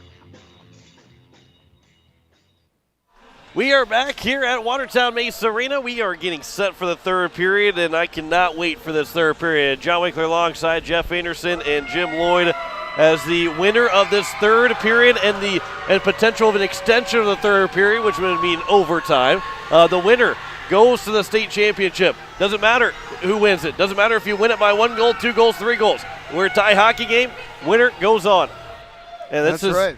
17 minutes. And I have to admit, I just jinxed it because I looked at my watch a few minutes ago and I go, "Gal, it's only a little after 8 o'clock." Now it'll probably be 9:30, 10 before we get out of here. If it's as good as what the first two periods were, I'd be okay with going all night. Yeah. I don't know if everybody else would be, but I'd be good with going all night. Yeah, it's a lot of fun. It really is. And talk about that tournament atmosphere. It doesn't get much better than this one. Well, and who was it that we had on the other day? Tyrannus talked about how girls hockey has come a long way and how much fun it is to watch, and this is a classic example. Yeah, the skill level of the girls have improved amazingly. And just look at the crowd over here. Look how excited everybody is. I'm having a hard time hearing myself sometimes with how the crowd's been getting in this game. This has been this has been a lot of fun through 2 periods, and I think the girls love this too. I think this Mitchell and Aberdeen team, and I think we're going to see even more here at the state championship tomorrow afternoon, no matter if it's Mitchell or Aberdeen in the state championship. I just looked down at these Mitchell girls over my shoulder here. They're laughing. They're having fun right now. Well, they're loose. They're loose. You got to be having fun in this type of a game. It's 13 seconds of a power play. The faceoff is won by the Marlins. They'll throw it back to the Aberdeen blue line, and that should end the power play and put us back to 5-on-5, but not before one quick shot that goes wide, and the Marlins will come out of the penalty box, and we are back to 5-on-5 to start this 3rd period. Here it's Holland, a backhander. Now Dean, she'll turn around. The shot gets blocked. A diving play. There's another chance that goes off of Clute and just past the sticks of 2 different Aberdeen players. Now here's Poto with a shot and a save made by Clute. And Aberdeen starting out here in the 3rd period with a lot of shots on net. They've already got 2 here in the first 30 seconds of this 3rd period. Kate Nash back at her own end. She'll throw it across for Brooke Jarman off of her stick, but Jarman will take now the puck into 3-on-2 into the zone. Here comes Jarman in. Jarman lost the puck, but it will be over almost for Kelsey Amick, but now it'll be played across. That one got blocked out, comes right back to the Aberdeen Cougars. There's a shot, and a trip is going to be called on Mitchell. And the Aberdeen Cougars are going to go right back to the power play. Just seconds in to this minute into this 3rd period. It's kind of a tough call there. It's a good call, but kind of a tough call. She was kind of falling down and really couldn't help herself and got called for a trip. And she's actually limping a little bit. That's Zimmer. She's not very big. She's one of the smaller girls out on this rink. Yeah, Zimmer is in the box here with the minute gone by this 3rd period, the 4th Aberdeen power play. They're 1 for 3 so far, but they have given up a shorthanded goal, so the special teams have been pretty much even here in this game. Well, just like everything else has been even except for the shots on goal. Here comes now Poppin in the zone. Lost it off of her stick, but it's played back for Small. Small here on the near side. Throws one towards the net. A bouncing puck that is sticked away off the pads of Clute into the corner. But the Cougars still have possession. Just out of the outstretched reach, and it's going to go out of the zone. That one was coming from Shelby Nash. And then now here comes the other way as the Cougars will bring it right back in. Bringing it in, that's going to be Emma Reeder. And Reeder brought it in but lost the puck. Back for Nash. And then Kelsey Amick looking to attack shorthanded. And here is Kelsey Amick in. Amick with a shot, and that one goes wide off, blocked away by Holland. And again, the Aberdeen Cougars, the Mitchell Marlins are thinking shorthanded, trying to get a second shorthanded goal. Here's Holland flying in, the backhander. That one took Clute by surprise, but she's able to close the wickets in time. Otherwise, it would have been a 5-hole goal. And it will be ripped around the boards to the near side. 50 seconds left to go on the power play for the Aberdeen Cougars. 2-2 hockey game here in the state semifinal. The winner to the state championship against the Sioux Falls Flyers, who probably got to be loving the fact that this game is so intense between these 2 teams. And we'll have a couple of players battle for it. Brindley Sabres, a couple of fans from Aberdeen didn't like that play near the boards. They got up towards the boards to tell the referee, as bringing it in was Jocelyn Orr, but she couldn't get a shot away. That's played back near side pass to the slot off the stick of Jarman, and then Sabres will clear it off the backhand with 15 to go in the power play. Morgan Dean comes right back in, and Dean will circle around. Her pass to the slot, intercepted and thrown all the way down. Goes off of Myrie, and she will put it in the far side corner, and that will end the 4th power play here for the Aberdeen Cougars. As Zimmer comes out of the penalty box, she'll join the play. Bringing it in, Jocelyn Orr. Oh, what a stick there by Brooke Jarman. And now Jarman will race into the neutral zone, into the offensive end. Jarman trying to get to the backhand. The shot goes wide of Myrie. Jarman almost made a heck of a play going all the way coast to coast with that puck. That one's held in by the Marlins. And now here's a chance for Tronis. She gets around, sure shot, and it goes just wide. A save by Myrie. She's starting to look like she's about to celebrate. The referee is in the middle of the play. He goes down. He's trying to find a way to get away from the puck. They're still battling for it. 4 players are over there along with the referee. And it will be cleared by the by the Cougars out of the zone as Zimmer has it. Boy, that shot, I didn't see that in the way Myrie and everybody reacted. Yeah. I thought it might have went in. I thought it went in too. But it's still a 2-2 hockey game with 13 minutes to play here in the 3rd period. And the Aberdeen Cougars are in. Dean with a one-timer. She scores! Oh, yeah. Morgan that was Dean. a bullet. That was a bullet. And right flat on the ice. That puck never came off the ice. Yeah. And Dean makes it 3-2 with 13 minutes to go here in the third period. And Dean's she's got over 20 goals already, and then she's a goal scorer. And the Aberdeen Cougars retake the lead at 3-2. Aberdeen Cougars, you have to be careful if you're Mitchell here. You don't want to get Aberdeen Cougars with that little bit of swagger going. As now here is the Mitchell Marlins, but it's taken right back in. Offside is called as Podol was offside. And it's a 3-2 lead. Holland and Small get the assists. A 3-2 hockey game. 12:54 to go here in the third period. And that's how quickly things can change on you. As that one is not out of the zone. Morgan Dean has it again. She's got the go-ahead goal here for the Aberdeen Cougars. And this one will be out of the zone, just barely out of the zone by the Marlins. And it'll be at the neutral zone, right at the red line in the center ice, and thrown in by the Marlins. But right back out, here comes Holland along with Podol. Mahalo with a shot and save made by Clute. Another chance by Holland, and a save is made by Sadie Clute. Going to make two impressive saves on the top goal scorer in the league in Caitlin Holland. Her shots are so deceiving. They don't look like they're fast, but they surprise a goalie, I think. I can't believe how hard they actually are. And another offensive zone face-off cup coming here for the Aberdeen Cougars. And they'll win the face-off, or couldn't get a pass over, but it's still loose, and Clute then will stick it into the near side corner. Up, but not out. And it's back again. Zimmer will throw it off the boards, trying to pass it to herself. Small will juggle it on her stick, and then play it back behind the net. Poppin will switch the angle, turn around, go the other way. Comes out in front of back into the net. It's bounced just wide. Tried to stuff it in and couldn't stuff it in, was Orr. And now here comes the Marlins. But they can't get out of the zone. They turn it right back over. That one's thrown and kicked away by Kate Nash. With a kick save and a beauty. As getting chopped down was one of the Aberdeen Cougar players. That was Shelby Nash. And now it comes out of the zone. It will be a delayed offside. The Cougars don't touch it. But then it will be an ice by the Marlins with 11:33 to go here in the third period. 3-2 is our score, 37-11 in shots in favor of the Aberdeen Cougars. And we haven't heard a lot about Dean in this tournament till there, but she's a veteran. She comes up with a big goal.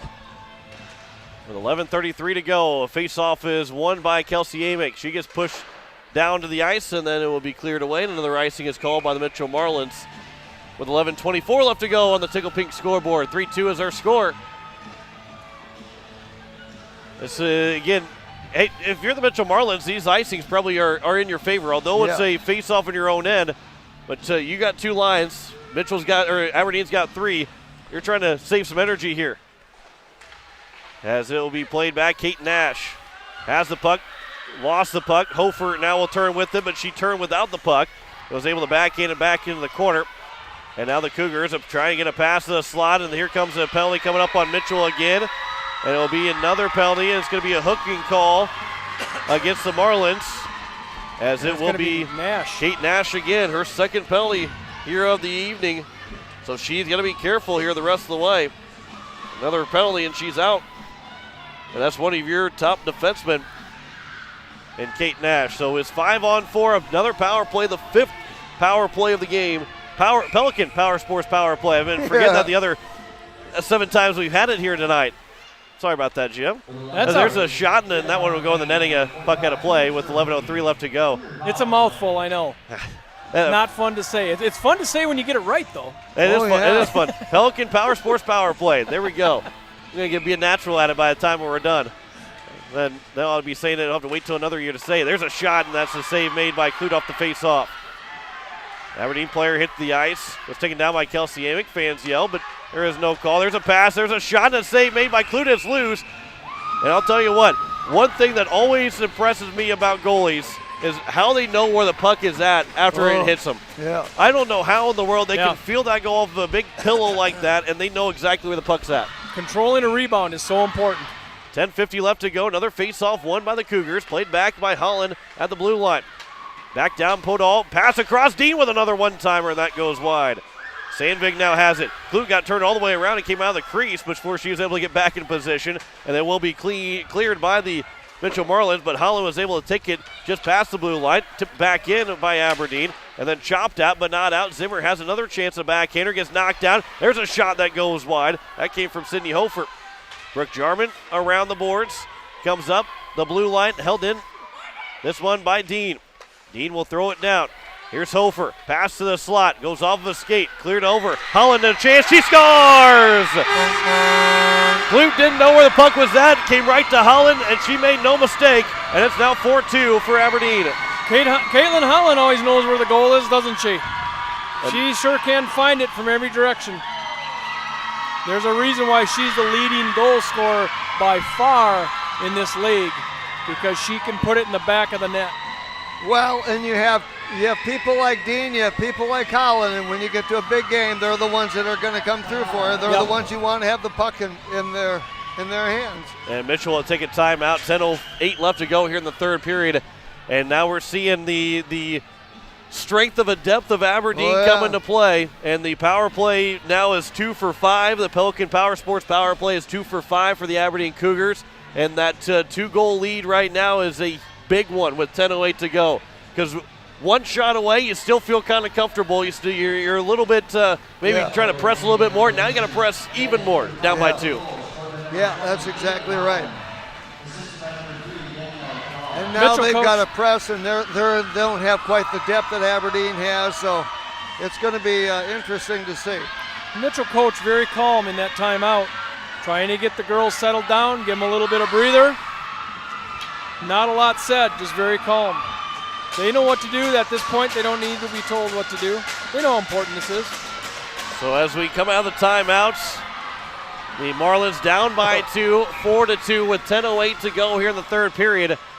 And this next goal is a big one, but the Marlins, they don't want to go too quickly in terms of putting themselves in odd man chances the other way, but they've got to find a way to get another one past Myrie quickly, as we'll get a whistle as that puck is dropped inside the pant leg of one of the Mitchell Marlin players. Yeah. Little Houdiniac from Sabres. I believe that was Sabres. Yeah, I think it was, yeah. Really Sabres, really Houdini Sabres. She'll get the puck over after the faceoff. It'll become played back by Kelsey Amick. Amick looking for Jarman, maybe in front, trying to wrap around chance, and Myrie was there to shut the door. It'll be played back to the far side, and Sabres is over there. She'll block the puck down. That one might have stung her a little bit, and it'll be cleared away by the Marlins, or by the Cougars. But a good play there by Zimmer, and we get a hooking call against the Aberdeen Cougars. And that one's going to put Poppin in the box. And I believe it's going to be a hook. Might even be, we'll see if it's a hook or if it is a hook called on Poppin. It's exactly what you want. Right now, if you're the Mitchell Marlins, get on the power play. 9:34 to go. And a Pelican Power Sports power play for the Mitchell Marlins. They're 0 for 3 so far. Everybody's been 0 for against this Aberdeen Cougar penalty kill. Saying they're tops in the league is an understatement. Brooke Jarman has it. Throws it across. Now here coming in is Amick. Kelsey Amick got too far out in front of her, but Amick will get it back in the near far side corner. She'll push up the boards, not a whole lot of strength to it. And now the Aberdeen Cougars can't clear the zone, though. Here's Sabres now. Sabres will try and throw it towards the net. It was a bouncing puck. It comes back out for Nash. Nash throws one in the net, and a glove save made by Myrie. It was going wide, but always never a bad thing for your goalie to get a glove save at any point, because it gives the extra confidence to the 8th grader in Myrie with 9:01 to play here in the third period. 4-2 is their score. 1:25 left to go on the power play, as the faceoff was won by the Cougars off the glass but does not get out. Reese Amick throws it over for Jarman. And Jarman will walk to the circles. That shot, and that one goes high. Rolls on top of the boards, but held in by Sabres. And Sabres goes over for Nash. Kate Nash winds up. That shot gets blocked as it was going wide and in the near side corner. And the Aberdeen Cougars will finally clear the zone, as Nash will have to race after it. And we'll play it back behind her own net. Morgan Dean trying to hound her.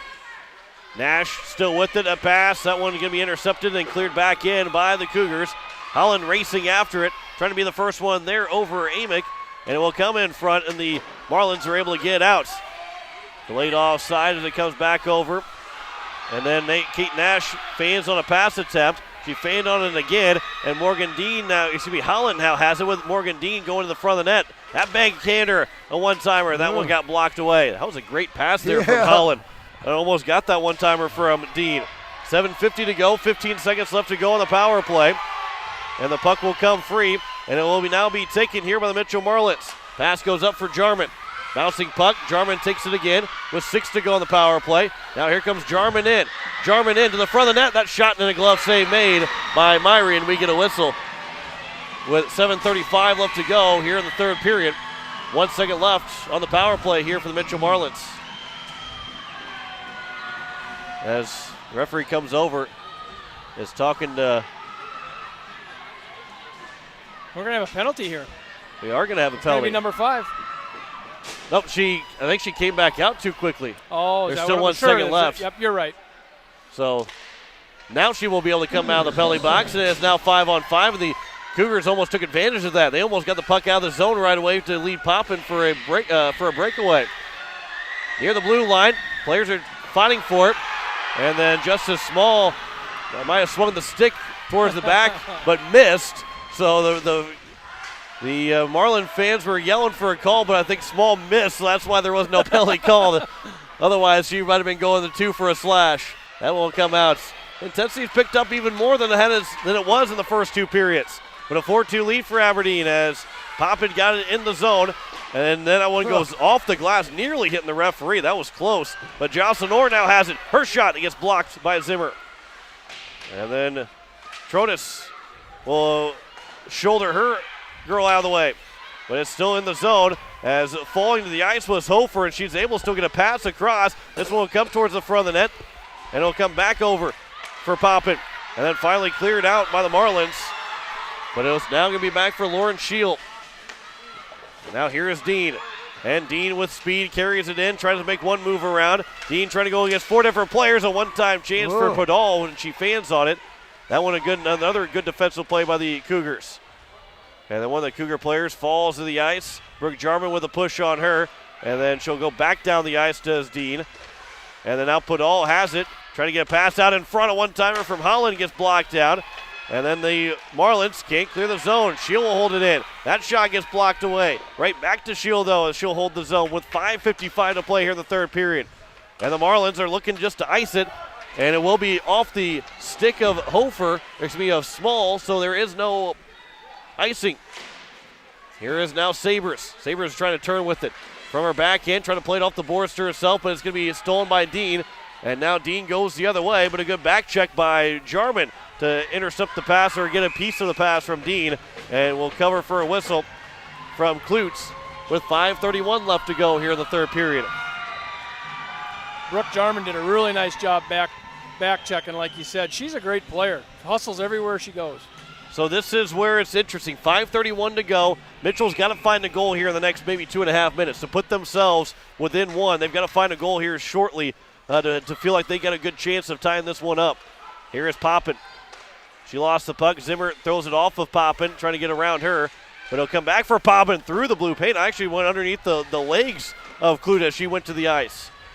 And it'll be all the way back out to the Aberdeen blue line. And it'll be played back by the Cougars and in the zone. And it is an onside play as Poppin got it for Orr, but she was pushed off the puck. And now Morgan Dean, though, will take it. Dean from the tough angle. That shot came all the way through, and it does not go in. There's another chance, and that one is in the back of the net. And a goal scored by Shelby Nash, and it's 6-2 or 5-2. The Cougars lead by 3. Klute just simply lost that one in traffic. There was a lot going on in front of the net. She never saw it. 4 straight goals now from Aberdeen, and they lead at 5-2. And they can kind of sense it now that they might be back in the state championship again with another rematch against Sioux Falls. That last couple minutes of that shift, Aberdeen was winning all the races. 4:55 to go here in the third period.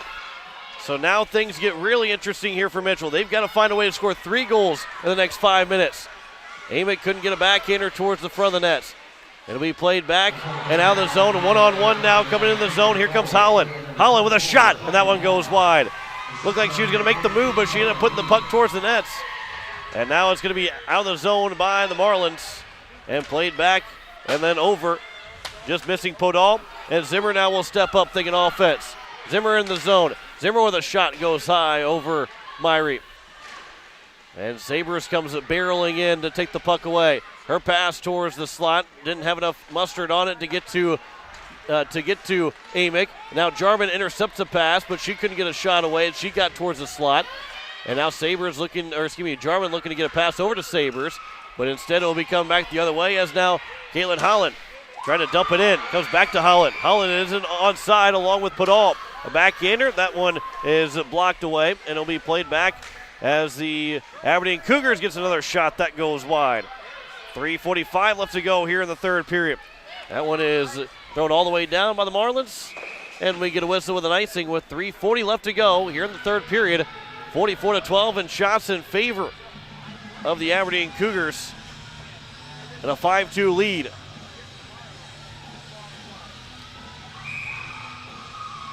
As it will be a face-off here for Kaylin Poppin. And it will be played around as Brooke Jarman will try and get out of the zone. Could not, a bouncing puck. That one is still loose in the slot. And the Marlins will try and get it out. Nope, it's going to be a shot again. A save is made. It's back in the nets. And we'll see who the goal is going to be, whether it's going to be for Justice Small. And the referee is going to talk about who, going to try and get who it is. I think they're pointing right now at Jocelyn Orr. That I think she got a piece of it to get it in. Puck. And Jocelyn Orr makes it 6-2 with her second goal of the game.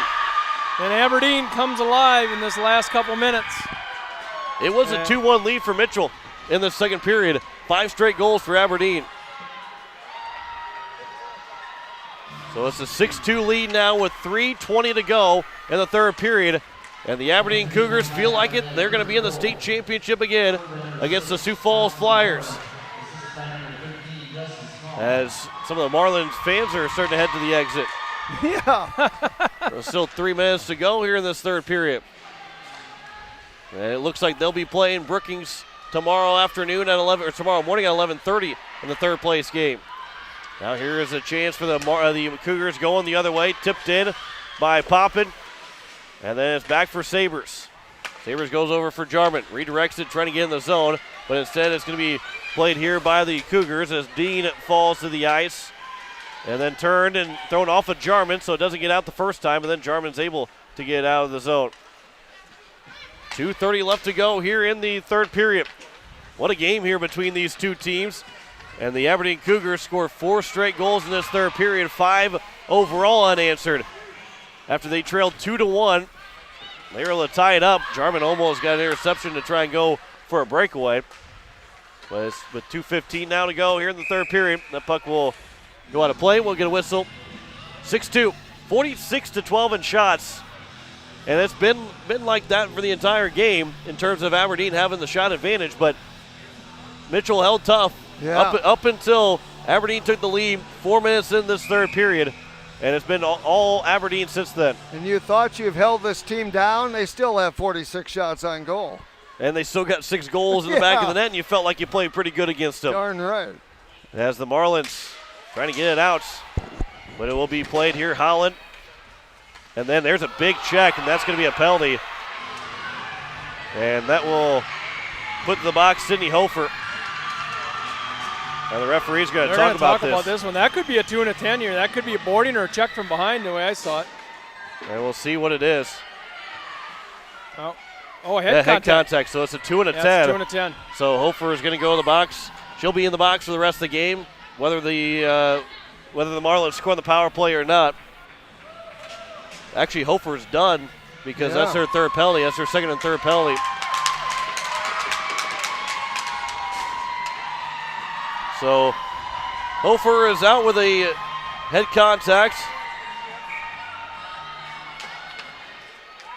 And here is now Reese Amick goes across. Brindley Sabres will get it in. And now here's Reese Amick again. Brooke Jarman couldn't get into the zone. And it comes back out for Kate Nash. Nash for Jarman. And it will be Holland that will throw it around with 1:30 left to go here in the third period. 6-2 is our score.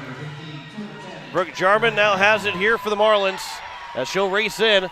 Tries to throw one towards the net. That was a redirected shot that just goes over the top of the cage or over the top of the bar. And three players will tangle up. Looking to move the puck around. Now the fourth player will get involved. And we'll see how long the referee lets this one go. There we go. We got the stoppage. That's the least amount of action we've seen in this game all night, or all weekend, really. 1:06 left to go here in the third period. Marlins are making the change. The Cougars will make their change. And Aberdeen's going, that's great. We're rattled off time off the clock. They will take this 6-2 win. And the Marlins are trying to get off the bench. And I think we're just going to get a redo on the faceoff because the Marlins weren't off the bench or onto the bench yet. The only other thing would have been too many men on the ice. So with 1:03 left to go, we'll have a redo. We don't see that very often in hockey. Usually say that in other things in life, but not in hockey. That one goes all the way down. That one was a little bit dangerous with those girls. Oh, no kidding. Flying all the way in. Thankfully, they know how to stop on skates better than we do.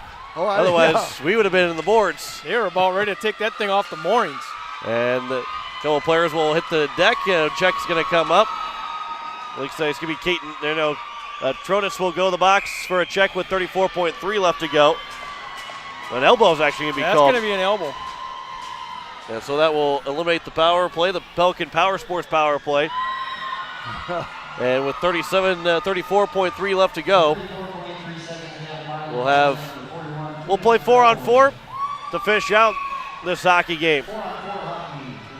So good effort by Mitchell tonight. Just wasn't enough for the Marlins to get the win over the Aberdeen Cougars, but they will play tomorrow morning at 11:30 against the Brookings Rangers for third place.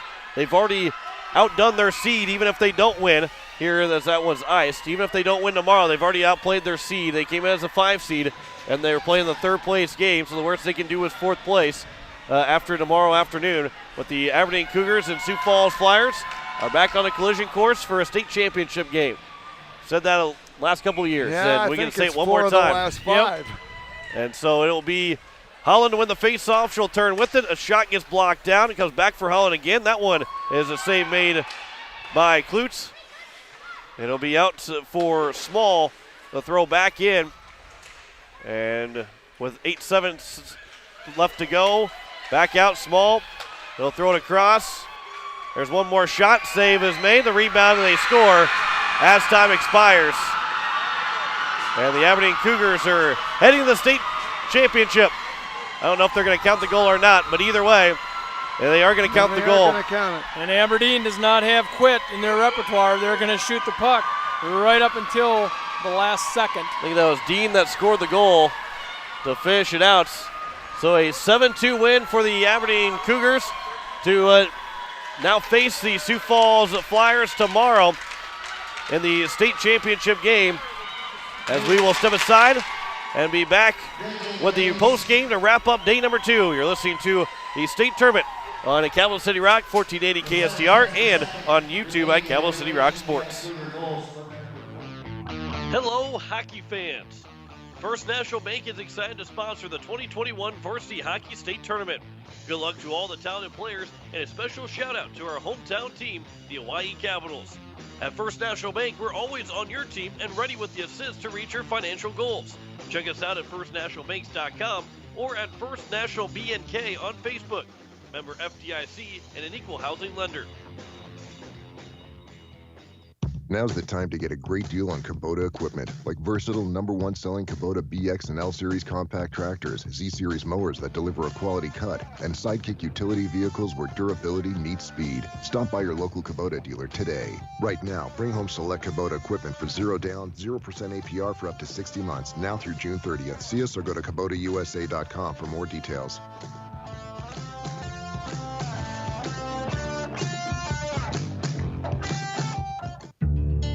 Insurance. We all need it to protect our homes, health, businesses, and belongings. But having adequate coverage is just the beginning. You also need the support of professionals who stand by your side to protect what's important to you. Fisher Rounds & Associates combines the coverage you want with the commitment you need. Fisher Rounds & Associates. At your service, at your side. With offices in Pierre, Mitchell, Watertown, Sioux Falls, and Rapid City. The Clubhouse Hotel and Suites has Midwestern charm and unprecedented attention to detail that provides the perfect getaway. The Clubhouse Hotel and Suites provides a complimentary deluxe continental breakfast featuring hot waffles, biscuits, and gravy. They also have an indoor children's water playland, whirlpool and fitness center, and a beautiful backyard patio with seasonal fire pits. Everyone deserves a night away. Call 605-494-2582 to make your reservation today. The Clubhouse Hotel and Suites. Experience luxury in the heart of South Dakota. It's been a long winter, but now it's time to start thinking spring and summer. Hi, it's Jason at Leisure Palace. Start planning your backyard escape now and get the best prices of the year. Hot tubs, fire tables, patio furniture, and swimming pools. Imagine sliding into a hot spring or Caldera spa and having the jets pulsate and rejuvenate your body. Then take a few more steps into your own outdoor pool. Get these great products at the guaranteed lowest prices. 0% financing and cash discounts are available. Leisure Palace, creating your perfect escape on the corner of Euclid and Capitol in Pierre. As we welcome you back here to Watertown the Mesa Arena as we are concluded with day number 2 and all the matchups are set for tomorrow. What a game this was. You know, it was a 6-7-2 win for Aberdeen, but the final score does not tell you just how fun this hockey game was. Even through the end of the third period, it was still a fun hockey game. Oh, yeah. Yep. Yeah. Mitchell left everything on the ice. I can't imagine they'll have anything left tomorrow. Yeah, and they're going to play a good Brookings team. Yeah.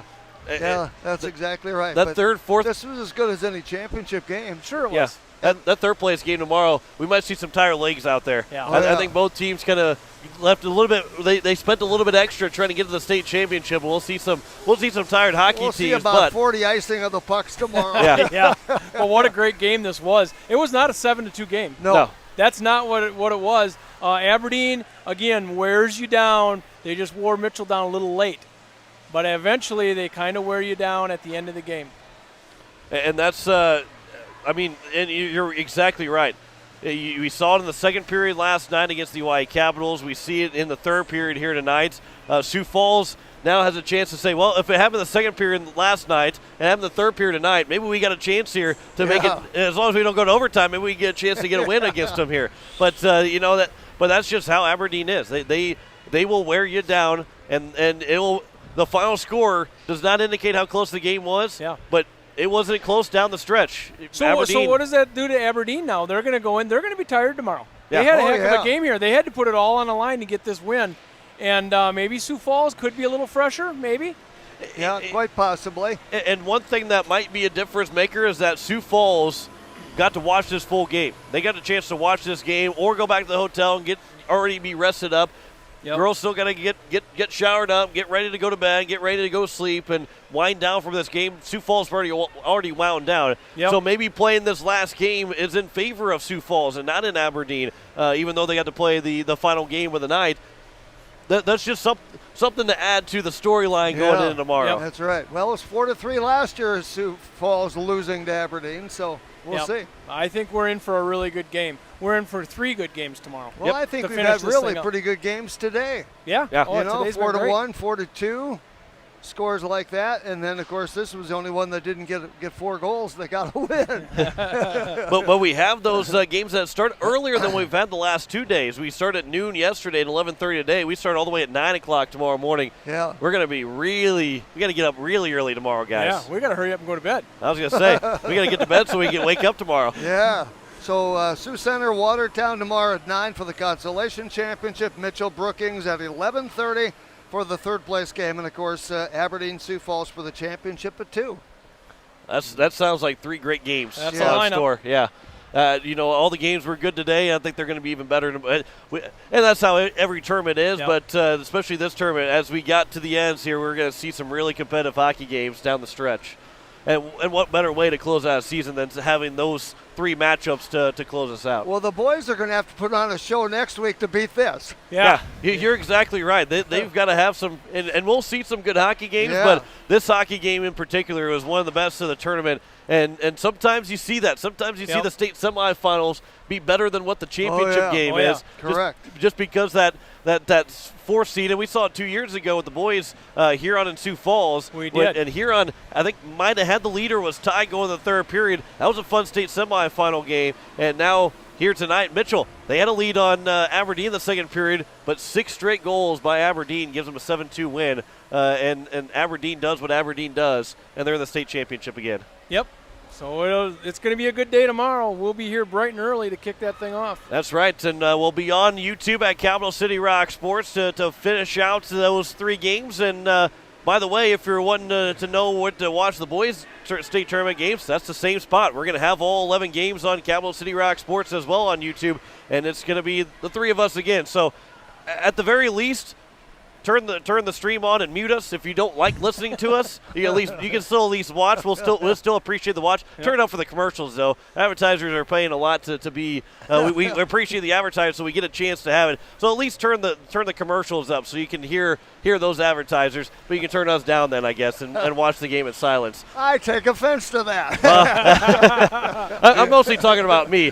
I heard the ratings were through the roof when I wasn't here earlier today. Let's see. I don't know if they were or not. I think it went the other way. There was only 2 glitches all day. That's not bad. Really? The camera went down for a little bit. We lost power for 10 seconds. Other than that, yeah, it was a good day. We held this ship together. It's not a state tournament without some kind of problem going through, and you guys did a great job, and I do appreciate it. You wait till you find the duct tape and all this other stuff we've held it together with. We held it together without John. We were happy to see you come back and call this game. That's great to have you. That was a fun game, and we got 3 games tomorrow starting at 9 o'clock. So we'll be on the air around 8:45 tomorrow morning. Yep. On Capital City Rock on 1480 KSDR for all 3 of those games on the radio as well as online on Capital City Rock Sports, and of course KBRK and Mitchell and Brookings for the 3rd place game. I'm going to say everybody, hey, we're going to be over here, we're going to be over there, we're going to be over there. No, it's going to be a lot of fun, and appreciate all the time. It's fun for Brookings to carry this, fun for Watertown to carry it, fun for up here. Yeah. Absolutely. You know, it's a great way we can work together and make it really available for everybody. Yeah, and you know we've kind of been doing this now for the last couple of years. It's been a lot of fun, and we've kind of put ourselves into a spot where I don't know if we can ever get out of it. If we ever just want to do just one game, I don't think we can do that. I think I can do that, but I'm not sure about you two. Well, Jeff keeps threatening us with retirement. He's bluffing. I was going to say. I've only been retired for 5 years. he talks about it. He knows the 80s, but I think he only knows the 90s. He's still young and spry here. I remember back to the 40s. Yeah. Well, it was only a couple of days in the 40s. We got 3 games on tap for you tomorrow morning, starting at 9 o'clock with the Watertown Lakers and the Sioux Center Storm. 11:30 is going to be the scheduled start time of the 3rd place game between the Brookings Rangers and the Mitchell Marlins, and the championship game at 2 o'clock will be the Sioux Falls Flyers and the Aberdeen Cougars. The 1-2 matchup again. Then the 3. Actually, we'll start in the back row. 5 and 6 will battle. Nope, I got that all wrong. 4 and 6 will battle for the 5th place game. I'm going to let you dig a hole. Yeah. Let's do a redo here. You need a little clicker to say action here. Yeah, 4 and 6 will battle first, Sioux Center and Watertown, and then it's going to be the 3-5 matchup of Mitchell and Brookings, and then the 1-2, the seeds held true for Sioux Falls and Aberdeen to be in the state championship coming up tomorrow. That took a long. And we bailed him out again. I bailed him out. I was going to say that took a lot longer to get that right than it should have. But we are on the air at 8:45 tomorrow morning. We're going to be just as happy as we are right now tonight. Maybe sillier. Well, that's been a long day. That's probably true. We'll be on the air 8:45 tomorrow morning for 3 straight games of some South Dakota Amateur Hockey Association Girls State Varsity Tournament. You've been listening to it on Capital City Rock on 1480 KSDR.